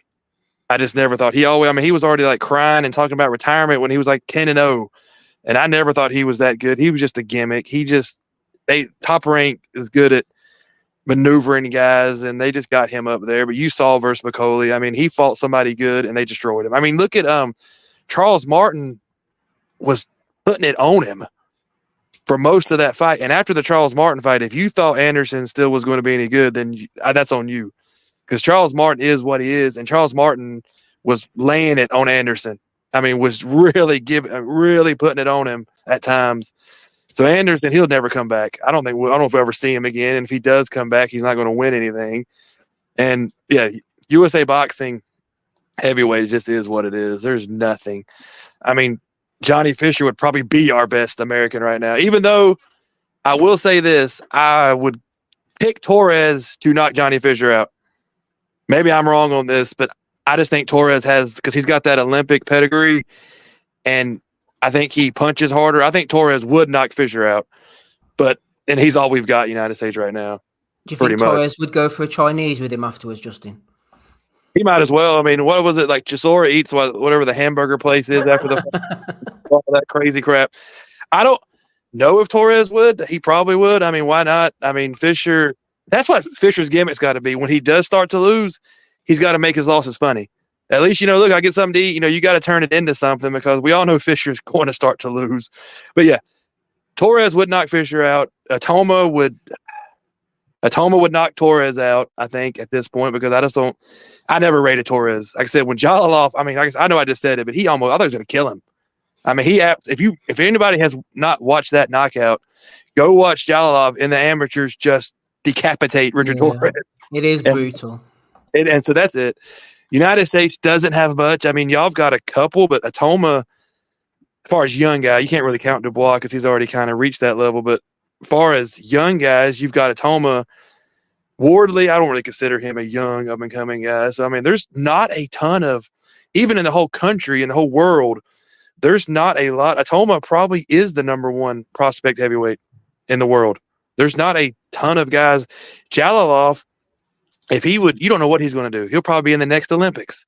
He doesn't even know what he's going to do. He keeps going back and forth. I truly believe if Jalilov focused and went all in on the pros, I think he'd be pretty good. But I think he gets paid so much money. What was it? Azerbaijan is where he's from. I think they pay him so much money to do this amateur stuff. He's never going to fully commit to the heavyweights. I don't think we'll ever see him either. Appreciate that insight there, Justin. Steve, I know that you've got to depart the podcast for this week. We're going to move on to Conceição versus Foster and Masood versus Davis. So anything on those two, and you can make your timely exit if you wish. Yes, I think Masood. I think Davis is going to win. I think he's going to stop him, actually. A bit of a grudge match. Masood didn't really over-impressed me in his last outing. I think Davis has matured into a really nice fighter. He's kind of at that. We were having this discussion the other day, actually. He's kind of caught in that middle ground where he's not good enough to challenge the likes of the Inoues, although no doubt he would step up and have a go, but he's kind of at that world level now. There's no world titles. He's shown his European level. He's just matured into a really nice fighter, and they're having to keep him busy against the likes of Masoods and come up with these grudge matches for him. But yeah, I think Davis will get that job done. As for Foster Conceição, I don't know. I'm not really that fussed on it, to be honest. I mean, obviously the rematch needs to happen. We know after the first one, Conceição has been a Neely man for so long. But these round robin tournaments, we've got the Navarrete Valdez rematch, haven't we, coming up soon? Is the winner of that going to fight the winner of this one? And they seem to be in these endless round robins, all these guys. But the first fight, I thought Foster won the first fight. I wasn't completely outraged. I know that other people have said, look, Conceição was doing better than they thought. Others are talking about punch stats. ESPN were outraged, etc. It's a natural fight to do again. I think Foster will probably get the nod this time. He'll have to stand and trade a little bit more and land a few cleaner shots. And tell you what, fair play to Conceição. He's had a good career. Well, I say he's had a good career. He's been a Neely man, but he is a solid, disciplined professional since the Olympics. He's always been around that weight. He's always in great shape. You know, you never hear of any fuss with him. He is a true professional, always in good shape. So I suppose he's maybe due that little turn of luck. But Foster, he'll get the job done in that one. Davis will beat Masood. And I don't know if there's anything else. Who else have we got coming up? Just give my thoughts on very quickly. Keyshawn, Lemos. I think Keyshawn will get that job done. And then we've got the boots. I was saying in the chat, actually, Ames, recently, I'm sure you saw it, about the most pointless rematches in boxing history. Old Boots back in against Karen. I think Karen can go one better this time and maybe win a round, I think. Or I think he'll probably get stopped, to be honest. But yeah, there's a decent end to the year, starting with the fights next week. Is that next week? Boots versus Shikaze? No, that's the week after. I was just it's the 8th, the Keyshawn, and the 9th, Boots, and then Rodriguez the same night. I was just thinking of the up and coming fights and anything I could give my thoughts on, and that one sprung to mind. Steve, you said something about Robson Conchenshow being very disciplined and measured as a person, the fighter. I don't know. You're probably very much aware of this, but maybe some of the guys in the chat are not. He went to the London 2012 Olympics and he got beat in the first round. Yeah. And knowing that the 2016 was in Brazil and he wanted to go for it, he decided to join the Brazilian Navy because he knew that if he's part of the Navy, he'd get a scholarship to box full time, and the facilities that the Navy offered were a lot better than what his amateur club offered. So I didn't know that actually. No, to be fair. Yeah. So he joined the Brazilian Navy, got a scholarship to box representing the Navy, got all the perks and facilities that come with it. Went to Rio 2016 and got a gold medal. Brilliant. Yeah, he's come very for him in guy. the end. Yeah, it's come right for him in the end. Yeah, and he's a very measured guy, and he's a very level-headed guy. And I think I'm with you. I think Foster will make the adjustments. He only just got beat last time, and I think he'll make the adjustments. And I think he knows how to get over the line. Foster. I think Shaky Foster was just about getting over the line too often, and we always thought that was going to catch him out. And I think Robson did catch him out, but I think he'll make the adjustments and he wins next week. But you're right. Robson's a very intelligent, measured, thoughtful guy. Yeah, I was just looking down his record, which was what came to mind. And what you're saying kind of adds up. If you look at from the beginning, from when he turned pro, he's 36 now. He's been pro for 8 years. He's always been 130 his whole career. He's only ever dipped up to 131 in early fights. All this 128 and a half, 129, 129, 129, one a non-title fight, 130, 129. He's always a very kept disciplined himself, guy. Yeah. He's a military man, and he makes very calculated decisions. So he's not silly. No.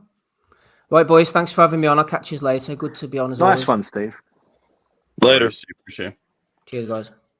Justin, jumping to you. Are you back in the same sort of thing as well here too, or Shaky Foster to kind of turn that defeat round? A lot of people felt that he should have got it the first time round. Do you think he does the second time? Yeah, was it Oshaki? Yeah, I thought he won the first one. I wasn't people think it was a robbery. I think it was a close fight. It was kind of a hard fight to score because they're just the styles and everything. But Foster, that's his thing though. He does have that kind of style where it doesn't look good for the judges, and it's not like it just doesn't look great, and that's where it hurts him sometimes. But I think he'll win. I think he'll do enough. I think he'll do just enough to win. And then I hope he gives that guy a rematch, that really good fight he had in Mexico. I hope he gives that guy a rematch because, I mean, who else is he going to fight? So if he does win, I want to see him fight that guy again. But, yeah, I think Oshaki will win this one. Any words on Raymond Morataya, who goes in against Jesus Campos? Not really. I'll be honest with you. Morataya, they're all good. They're all good level fighters. I mean, Morataya, I think he is what he is. He should win. But I mean, none of those guys really make me be like, oh, I got to watch this fight. But they're all decent guys. They show up. They've got their level. You can see it, and we'll see. Like I said, Oshaki, I guess the only shock would be on that card for me is if he knocked Conceição out. And I'm pretty sure, doesn't Conceição have a brother who's a little bit bigger than him? Because y'all keep talking about, I thought he had a brother. Maybe that's just me going off on something else, but I thought he had a brother that fought too. Conceição. I know he does. I'm almost 100% sure he has a brother. I know it doesn't matter. I was just sitting there thinking about it while Steve was talking. And I'm pretty sure he has a brother who's okay too. Part of the Conceição versus Shaky Foster chat there, and we move back to the UK. Steve talked about it a little bit there, that grudge match between Shabazz Masood and Liam Davis, or Liam Davis versus Shabazz Masood, I should say. Liam's kind of been plotting along nicely on the kind of unheralded, off of the spotlight type of pathways in the last kind of 5, 6, 7 fights. He's then kind of had a bit more of the backing over in Telford in the UK. Kind of gone the Josh Warrington route as well, to picking up the titles the right way. towards heading to a world title fight. Shabazz Masood is someone who they have a past as well. Shabazz from Stoke, who's moved over to, he's been there for a while now with Ben Davison. One of the first few fighters to go over to Ben. I remember when Shabazz actually, the first event I did was Warrington versus Takoost, and this was the debut for Shabazz Masood, I believe. And you always kind of hear it with this guy's like Naz, he's flashy. Whenever someone has a bit of a move and has got a flashy style, they always get that Naz tag. But he definitely had those reflexes, and he definitely had that showmanship to him. And I kind of wondered as to why the move was made to go to Ben Davison, because he really kind of grounded that style out of him. But he's turned him into a decent fighter still. Whether that style of Shabazz would have got him to where he is now is another question. I guess we'll never find out here. But he's in tough against Liam Davis, who is a very, very good operator at this level as well. Des, how do you see this fight materializing this weekend? I like both kids' names. I think it's a really good fight. Fair play to them both for taking it.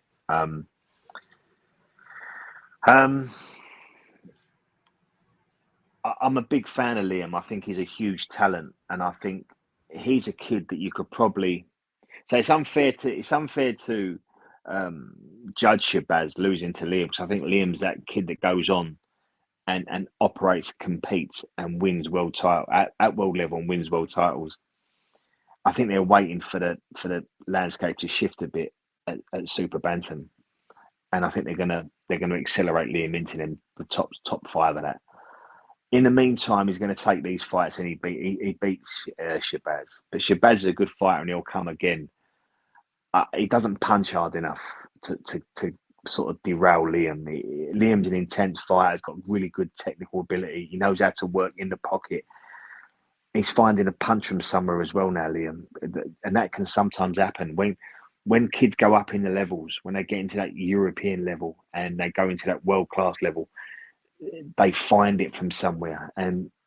But whether that's down to styles gel, whether that's down to matchmaking, or whether it's down to Liam becomes a better fighter, having European titles around him and going into these fights, I think he beats Shabazz, and I think Shabazz will come again. I think Liam will go on to world class. I think he's a very good fighter, Liam Davis, one of the best in Britain.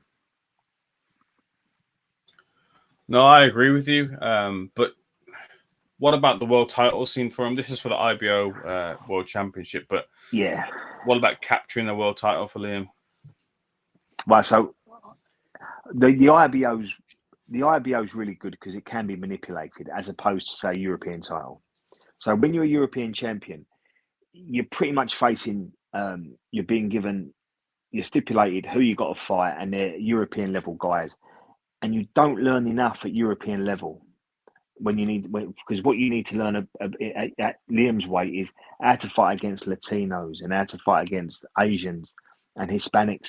And you don't get that at European level. So if you have an IBO title, then you can bring fighters in that can ask questions that shouldn't beat you. And I think that's what they're going to go down with Liam. And I think they're waiting for perhaps Inoue to move up, which is sort of on the cards, or is going to have one more against maybe a Goodman, then move up. And then I think they'll let Liam Davis off. But in the meantime, Ames, I think they're going to keep Liam busy with IBO fights, which means you can bring in a Japanese kid, or you can bring in a Mexican or a Venezuelan. I think I think that's the way they're going to go with Liam, because he's a talent, and they just want to try and prepare him for when he does fight for, no disrespect to the IBO, for one of the top 4 titles. But they're waiting for the landscape to clear. I think Inoue will go up to featherweight at some point, and that will relinquish a lot of belts, and I think Liam will pick one of them up. But it is just about timing. It's that old-fashioned commodity in timing in boxing, is timing, and they're waiting for it.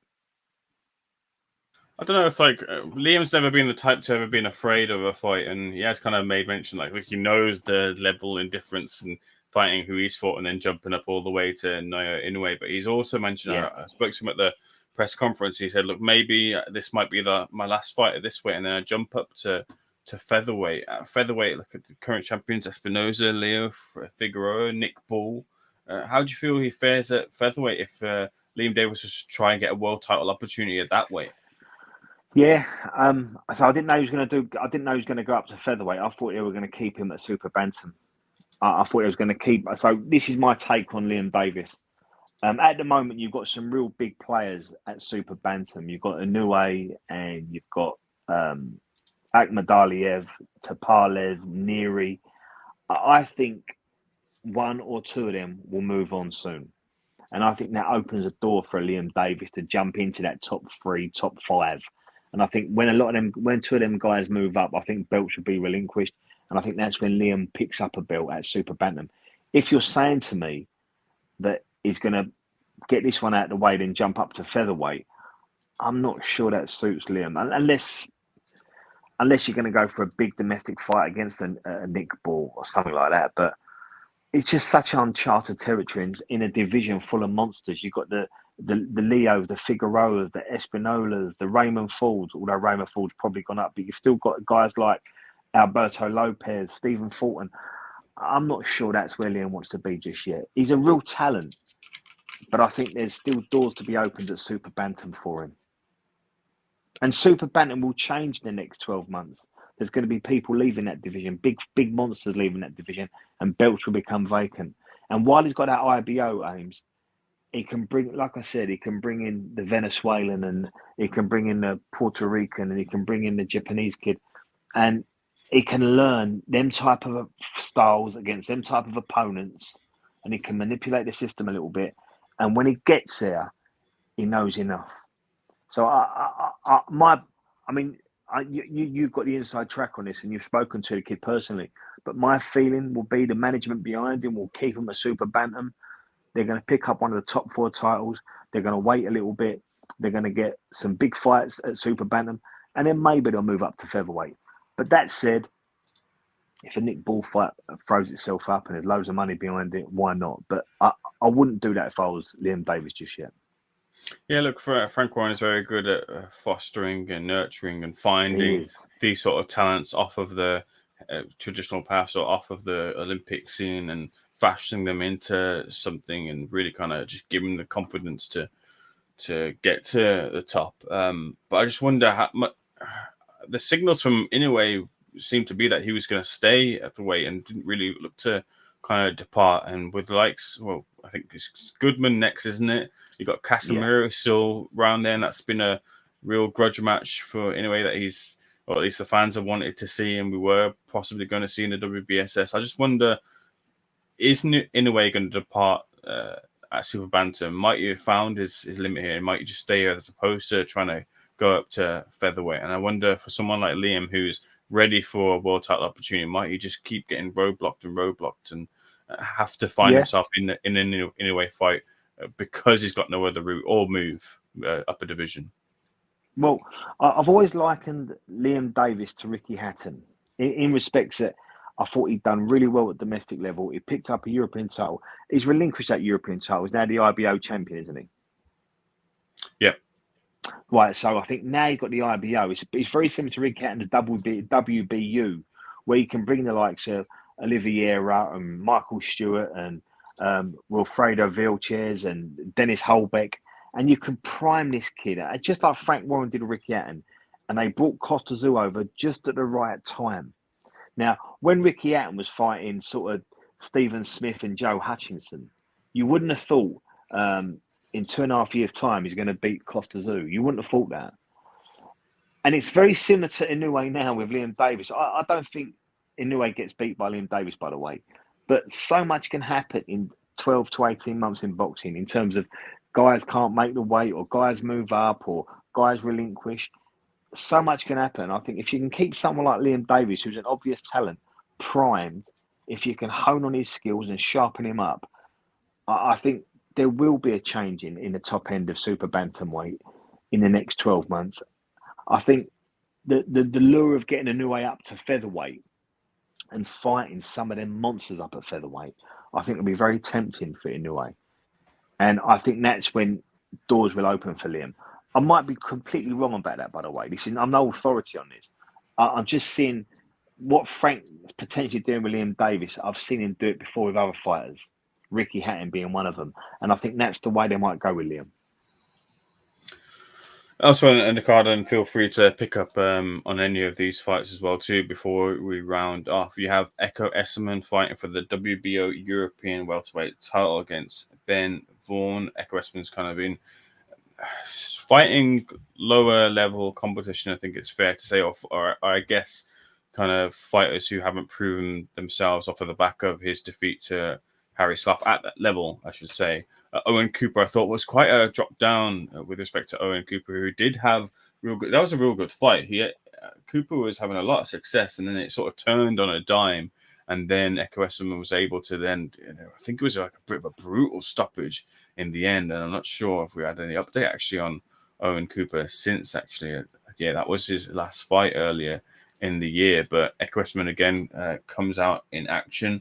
I'd love to see him in against someone like David Avanesian. I think would be a real good fight for someone like Echo. But it's almost like here with Queensbury. Look, I don't think Echo never really had a big push. I don't think really sells a huge amount of tickets.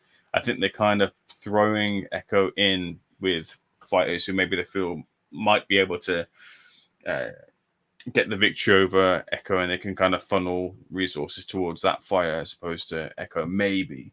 But I still think there's legs in Echo Esserman, a real good fighter at a level is Echo. Chantel Cameron as well to return. She's switched over from Matchroom to Queensbury. It's her second fight at Queensbury. She's in against Bergolt, I believe is the name. With Chantel, it kind of just feels like you're waiting for that another big opportunity, waiting for that maybe that Katie Taylor fight again. Katie Taylor is otherwise preoccupied with Amanda Serrano over in America very soon. But Chantel Cameron sort of kind of floating at the moment, waiting for a big opportunity. And then as well, too, like heavyweight in the form of Ezra Taylor, not got an opponent announced just yet, but one to watch in Ezra Taylor. Des, I think you've got your mic unmuted. Any thoughts on any of those fighters? Yeah, like yourself, I'm looking forward to seeing Ezra Taylor. Nice to see Chantel Cameron back. It's her first one with Queensbury, Ames? I think this is a second. She was on the Magnificent Seven card, yeah. Right. Yeah, so I like seeing Chantel Cameron. Like you said about Echo, he's not being given the right push. I always feel that Chantel's been the bridesmaid. She's always been the one that's not been given a push. She's a big achiever in women's boxing. So it'd be nice to see if Chantel could get something going under Frank. I'm interested to see how Echo performs against Ben Vaughn. Ben Vaughn's not a puncher, and he's not as experienced, and he's a little bit green. And Echo, although he's not a big puncher, Echo, he's very, very solid, and he's a tough guy. And he's a sort of guy that can over 10 to 12 rounds, because he ain't got the punch to put you out, he might give you a beating over a long duration of time. So I hope Ben knows how to look after himself, but I'm looking forward to seeing Echo come back. And that's about it on the undercard for me, Ames. Yes, that is about everything as well, too. Unless Justin has been keeping a key eye on the British domestic scene.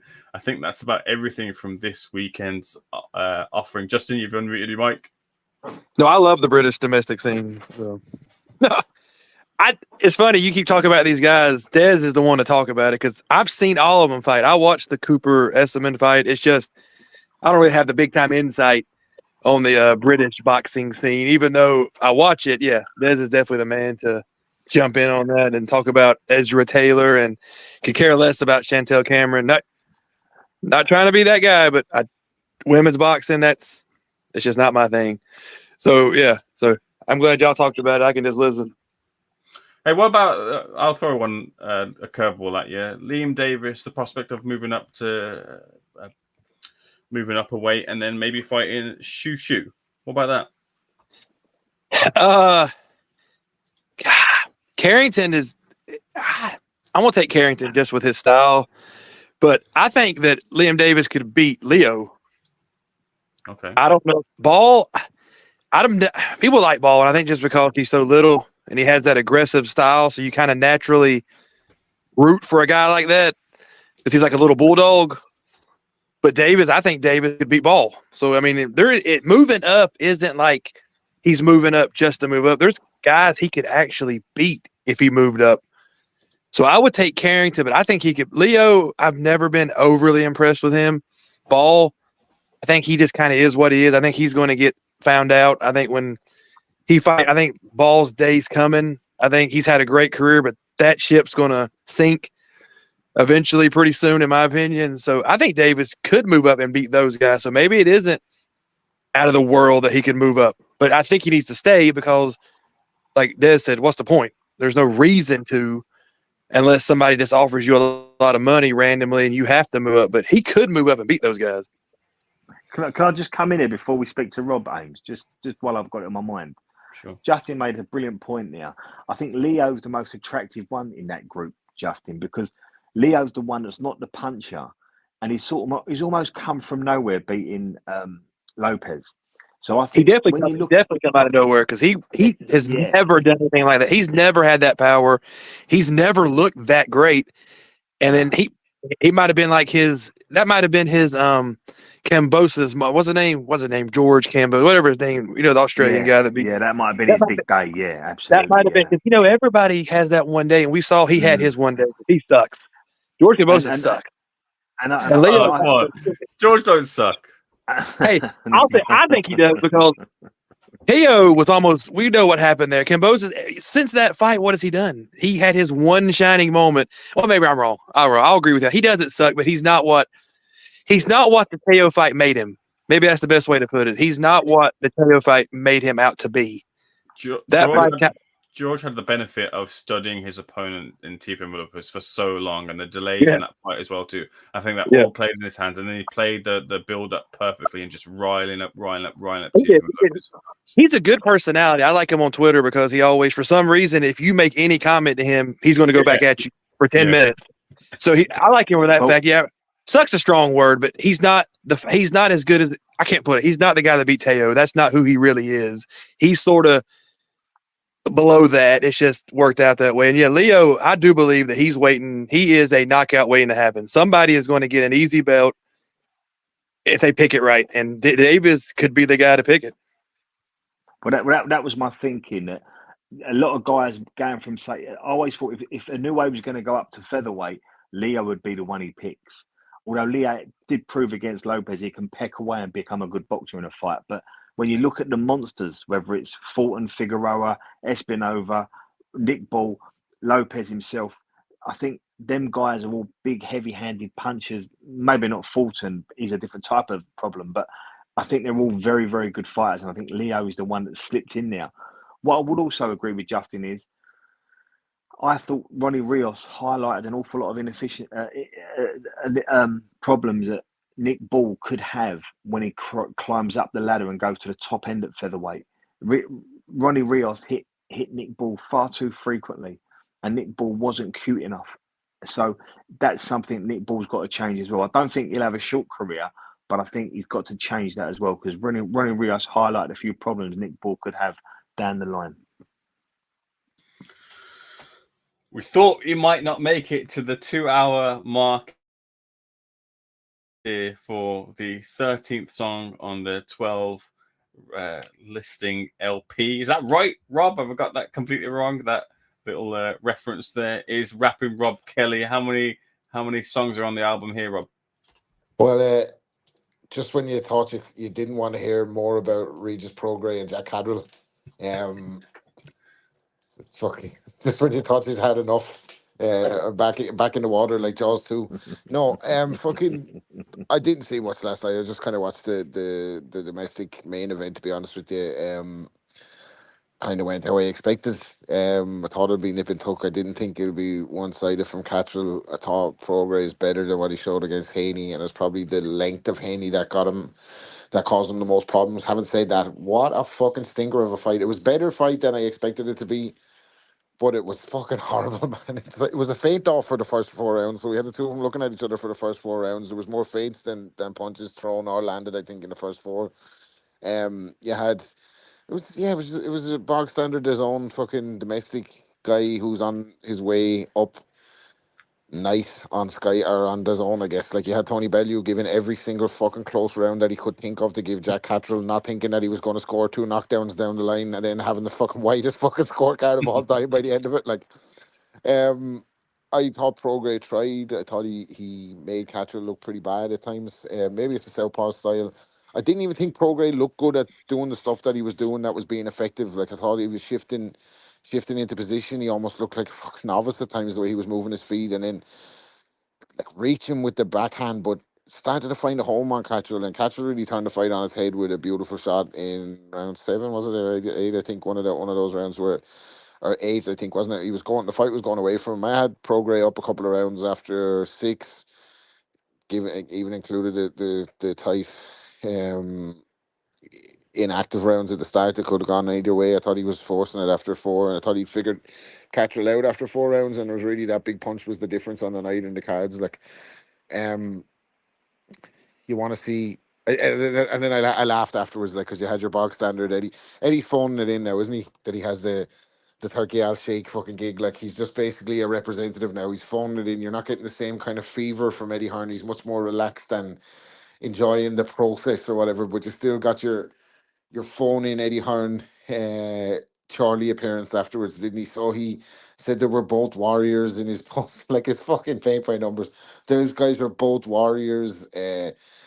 Thanks to the fans of Charlie who've come out to fucking support Jack Catterall. You had Brian Potter in the front row, Max and Paddy on the door. Fucking, you had, what else did he say? What was the other one? Oh, yeah. Let's bring Teofimo Lopez to Manchester for a big fight and he can get an ass kick. You will shut the fuck up. You're fucking getting Teofimo Lopez to come to the fucking Manchester fucking music arena to fight Jack Catterall. Pull the fucking other one. And then what else did he say at the end? Oh, some bullshit anyway. But yeah, no, it was good. Good for Jack Catterall. He's actually a nice kid. He has a nice style. I like that kind of low lead hand, relaxed style where you're set to throw punches all the time. But he was having problems last night against a guy who's pretty much on the way out. So I don't know what that says. It could be just an individual clash of styles. Both southpaws, both kind of fucking counter punchers by nature. But yeah, I didn't think he looked. I don't think he'd be that pleased with that performance last night. I know he got the result and he had a good run of 11 months. Look at the 11 months he's had. That's another one. Look at the 11 months this guy has had. But yeah, you want to see him get his world title shot now. He's done enough to justify that. He's waited out his rematch with Taylor. He's beaten a good solid guy in Prograis, so he deserves a world title shot and hopefully gets it. Can't let you go without asking you as to Campbell Hatton's second back-to-back defeat, isn't it, for him over James Flint? I've mixed emotions about the Campbell Hatton thing because I honestly think boxing is so fucking hard. Like, it's so difficult. Even like, sometimes when I'm like slaughtering fighters, I have to check myself. Like, and I think about like fucking certain drills and training and shit that I've done, and it is fucking incredibly hard. To be doing it at a very high level where there's road work, there's diet, there's picking the right trainer, there's relationship dynamics, there's stress and pressure that nobody else sees from the outside between camps and fucking waiting on paydays and all this stuff that you have to deal with. And most fellas that make it to the top of the sport have come from not having a shilling, like not having an absolute penny, having a really fucking difficult background, and boxing has been a savior for them. And then you have a kid like Campbell Hatton who didn't need a savior. Like, he was born good. Like, he's okay. He's going to be fucking sorted for pretty much for the rest of his life. I'm not saying he's fucking that he doesn't have to go and find his own way and make his own path in life, but he got a pretty good start. Like, so why he would choose to do that to himself, I don't know. Maybe he wants to live up to his old man. Maybe he wants his dad to love him. Maybe he can't fucking. Maybe he just fucking fed up with his dad talking about fucking the time he fought Manny Pacquiao. He can't fucking drop it into a comment. Anytime you talk Ricky Hatton, of course, those great nights in Las Vegas when I fought Ricky Hatton, when I fought Manny Pacquiao and Floyd Mayweather. He never fucking shuts up about it. So maybe he wanted to write his own history. But I have to say all that to say this, I do feel sorry for him because I just don't think I don't think the kid's a fighter, like, and it's not his fault. Do you know that way? He got a bit of a spotlight. He had an opportunity to make a lot of money. We know what the story is with the juniors of this world. It's big money. Their parents' legacy and memory in people's hands, the special memories that they created for the wider sporting masses, live on in our hearts. And because of that, these guys are able to get bandwidth in the sport. Campbell Hatton doesn't belong as a fighter, man. He doesn't belong at area level. He's after showing that. Like, and it's if I was him, right, and he can move to boxer size Ben or diet boxer size Ben or whoever the fuck he's with at the moment. He can move to guys. They might improve him as a fighter, but he's never ever ever going to make it to the top. Never. And that's obvious now, right? After so many pro fights. If I was Campbell Hatton, I'd be trying to get that fucking freckle ass onto Love Island and come out and have an influencer fight after that, because they probably think maybe one of the influencers might beat him, but you know what I mean. He'll make money doing that. Like, get into that influencer world, crossover boxing, celebrity fucking boxing, whatever it is. Go get yourself on Love Island, fucking get the deal done, like, or whatever, because boxing is a fucking brutal sport. And why would the fuck would you be putting yourself in it if you're not good enough to make it to the top? That's just me voice. Maybe that I fucking went around the houses to say that, but I feel sorry for. I could be getting more sympathetic in my old age, but I definitely, a big part of me feels sorry for Campbell Hatton, that he's realizing on the job that he's not good enough. You know that way. Conor Mateer says Eubank Jr. best son of the dads. I'd throw out in this last generation fighters, although he's kind of seen as a bit of a laughing stock now. Maybe Julio Cesar Chavez Jr. being the best of the dads. There is a little guy, you may have heard of him. His name is Floyd Mayweather Jr. No, I mean of this. I'm joking. Well, Floyd famously said, "He motherfucker, I'm not no junior," didn't he, when he fell out with his dad and threw him out of the gym and that. Yeah, I think Chavez, he's another one. Like, do you know what I mean? Didn't need to be a fighter. Like, just didn't need to be a fighter. But he was on the ascent. He was so good. He beat Andy Lee, and then Sergio Martinez is so close to beating Sergio, and then after that, he just fell off the cliff after that point. I think he has his problems, doesn't he? Mm-hmm. So yeah, that was going to come to light. Yeah, no, I think they gave him a free world title, though, didn't they? There was a bit of fucking WBC shenanigans at play throughout the Chavez Jr. There was suspicions around him and that as well. And as far as that Sergio, I don't remember that being a close fight. I remember Sergio pinging his head off, but didn't he get caught in the last round or something? Something like that. I don't think he was close that's to basically it. But Sergio was hanging on. But he had no legs at that stage, did he? He was like Ironside. No, his knees were gone. Yeah, his knees were gone in that fight. Yeah, they were like just dominated for like 11 and a half rounds, and then like lost. And then like the last minute and a half is when he got hit. Wasn't that on like a St. Patrick's Day as well, the same as Meldrick Taylor and Dada? Wasn't it like a Patrick's Day when Max Kellerman was nearly fucking orgasming in the fucking final seconds of the fight, thinking it was going to happen? Like, I think it was. Yeah. He's ready. I think the guy's right. Is a good shout for the current round of the best fight, and that's not saying much. Like for you, but he's probably the better operator out of all of them. But the guy's right in the chat that Sons, it's never good for Sons. You know, whether it's Ross Minter or Chavez or Eubank or Ben or Harley Ben or Campbell Hatton, is always going to be a hard sell for a kid of an ex-world champion who's got a dad who's an ex-world champion who's boxed in front of millions of people on TV and has done ever so well. It's a very hard act to follow. It's Paul Douglas and Kenny Douglas. It's very, very difficult. And I can't think of one where the son has outshone a dad who was a world champion. It's very difficult.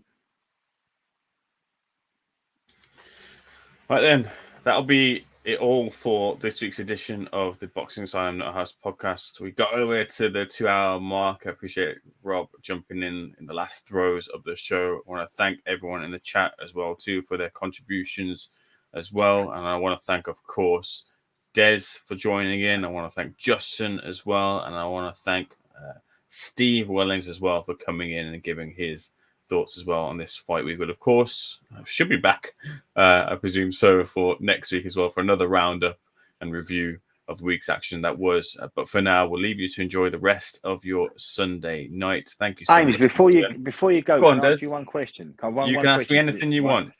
Right, so just take a couple of minutes. I don't think Jack Catterall travels. I think he won't win a fight abroad. I think they've got to keep him in Manchester. And I think that style he's got, he needs to be at home and have home advantage. And I don't think they can put him in with a top fighter. I think he'll beat good fighters, but I'm not a top fighter like a Tio. And Rob's right; they can't bring Tio over because I'm able to pay Jack. So, is there a possibility that they hang around for a bit, and when Tio moves up to 147 and relinquishes that belt, Jack fights Dalton Smith for the WBC world title or the WBO world title? I'm not too sure. In the conversations I've had with Dalton Smith's team, Catterall's name has never really been floated about. I just think they're on completely different trajectories, and I think fair enough as well with Matchroom Boxing and Eddie, he'll want to see those as two fighters, two assets who can both earn a form of a world title and then maybe match them up, as opposed to having one fall on the ascent towards a world title. So I don't see that as being the position for either of them as well. Too, it's like Dalton, for all the kind of talk about the Azim fight and where he is and selling out Sheffield Arena and all that sort of stuff. Dalton's not the most massive ticket seller as has been painted out with respect to what he does. He does respectable, but it's not as big as selling out arenas as has been said. And Jack Catterall as well too. You got a similar sort of thing. Although there was a good following in there in Manchester. The appetite for that, you have to manufacture an appetite for that, and there are two just personalities who aren't that inclined as well too. So it's a tough sell on that end, and then let alone how the fight would then materialize. So I think those would be two passing ships. You might get the kind of odd talk and the throwaway question about it, but I don't think you'll get the want from fans or want from Matchroom or either, to be honest with you, either management teams to put those two together. All right, thanks for answering that, Ames. I appreciate it, mate. Unless, of course, as well, you got to throw everything can go out the window, and if because there was talk at the post-fight press conference as well that maybe Jack Catterall goes over to the Riyadh season sort of scene, and then it's going to open season as to who he ends up facing. So if it goes that way, then that might be the door open for something along those sort of lines. I wouldn't mind seeing Jack Catterall in against Subber Matias. Like that would be an exciting fight with his sort of style, sort of like with what we saw with Regis Prograis, but just a bit more live, a bit more kind of health, a bit more life in him, and then he's beatable as well too. So I don't think Jack will see it as as big of a task as maybe it would have been a year or so ago. But that sort of danger, that sort of when you've got a fighter like that who's very much MO is to be a neutralizer, you want to see them in with like a real big threat, or then one of those bigger names. And someone like Matias, sure, the kind of the pace might have died down a little bit on him, and the momentum might have died down on him. But it's still, I think, for any boxing fan who knows what he brings, he's still a threat in that division. So maybe something like Matias, but we'll see. But Des, I appreciate that, mate. And once again, I appreciate you all for joining in. Once again, Des, Rob Kelly, Justin, and Steve Wellings. For now, enjoy your Sunday nights. We'll see you guys on the next one. We'll never forget. I think that's good. Go to move! We want to be honest, yeah? Crying like a little bitch. I've never met a fucking soul that can fight me. I fell asleep. You're a fucking bum. You're a fucking asshole. Rumpo fucking Stiltskin. But allegedly, Oscar Rivas has failed a test. 7 year ain't. I won't fucking smash. Fuck you. I hope you fucking die. Be safe. I love boxing sounds. Simple as that.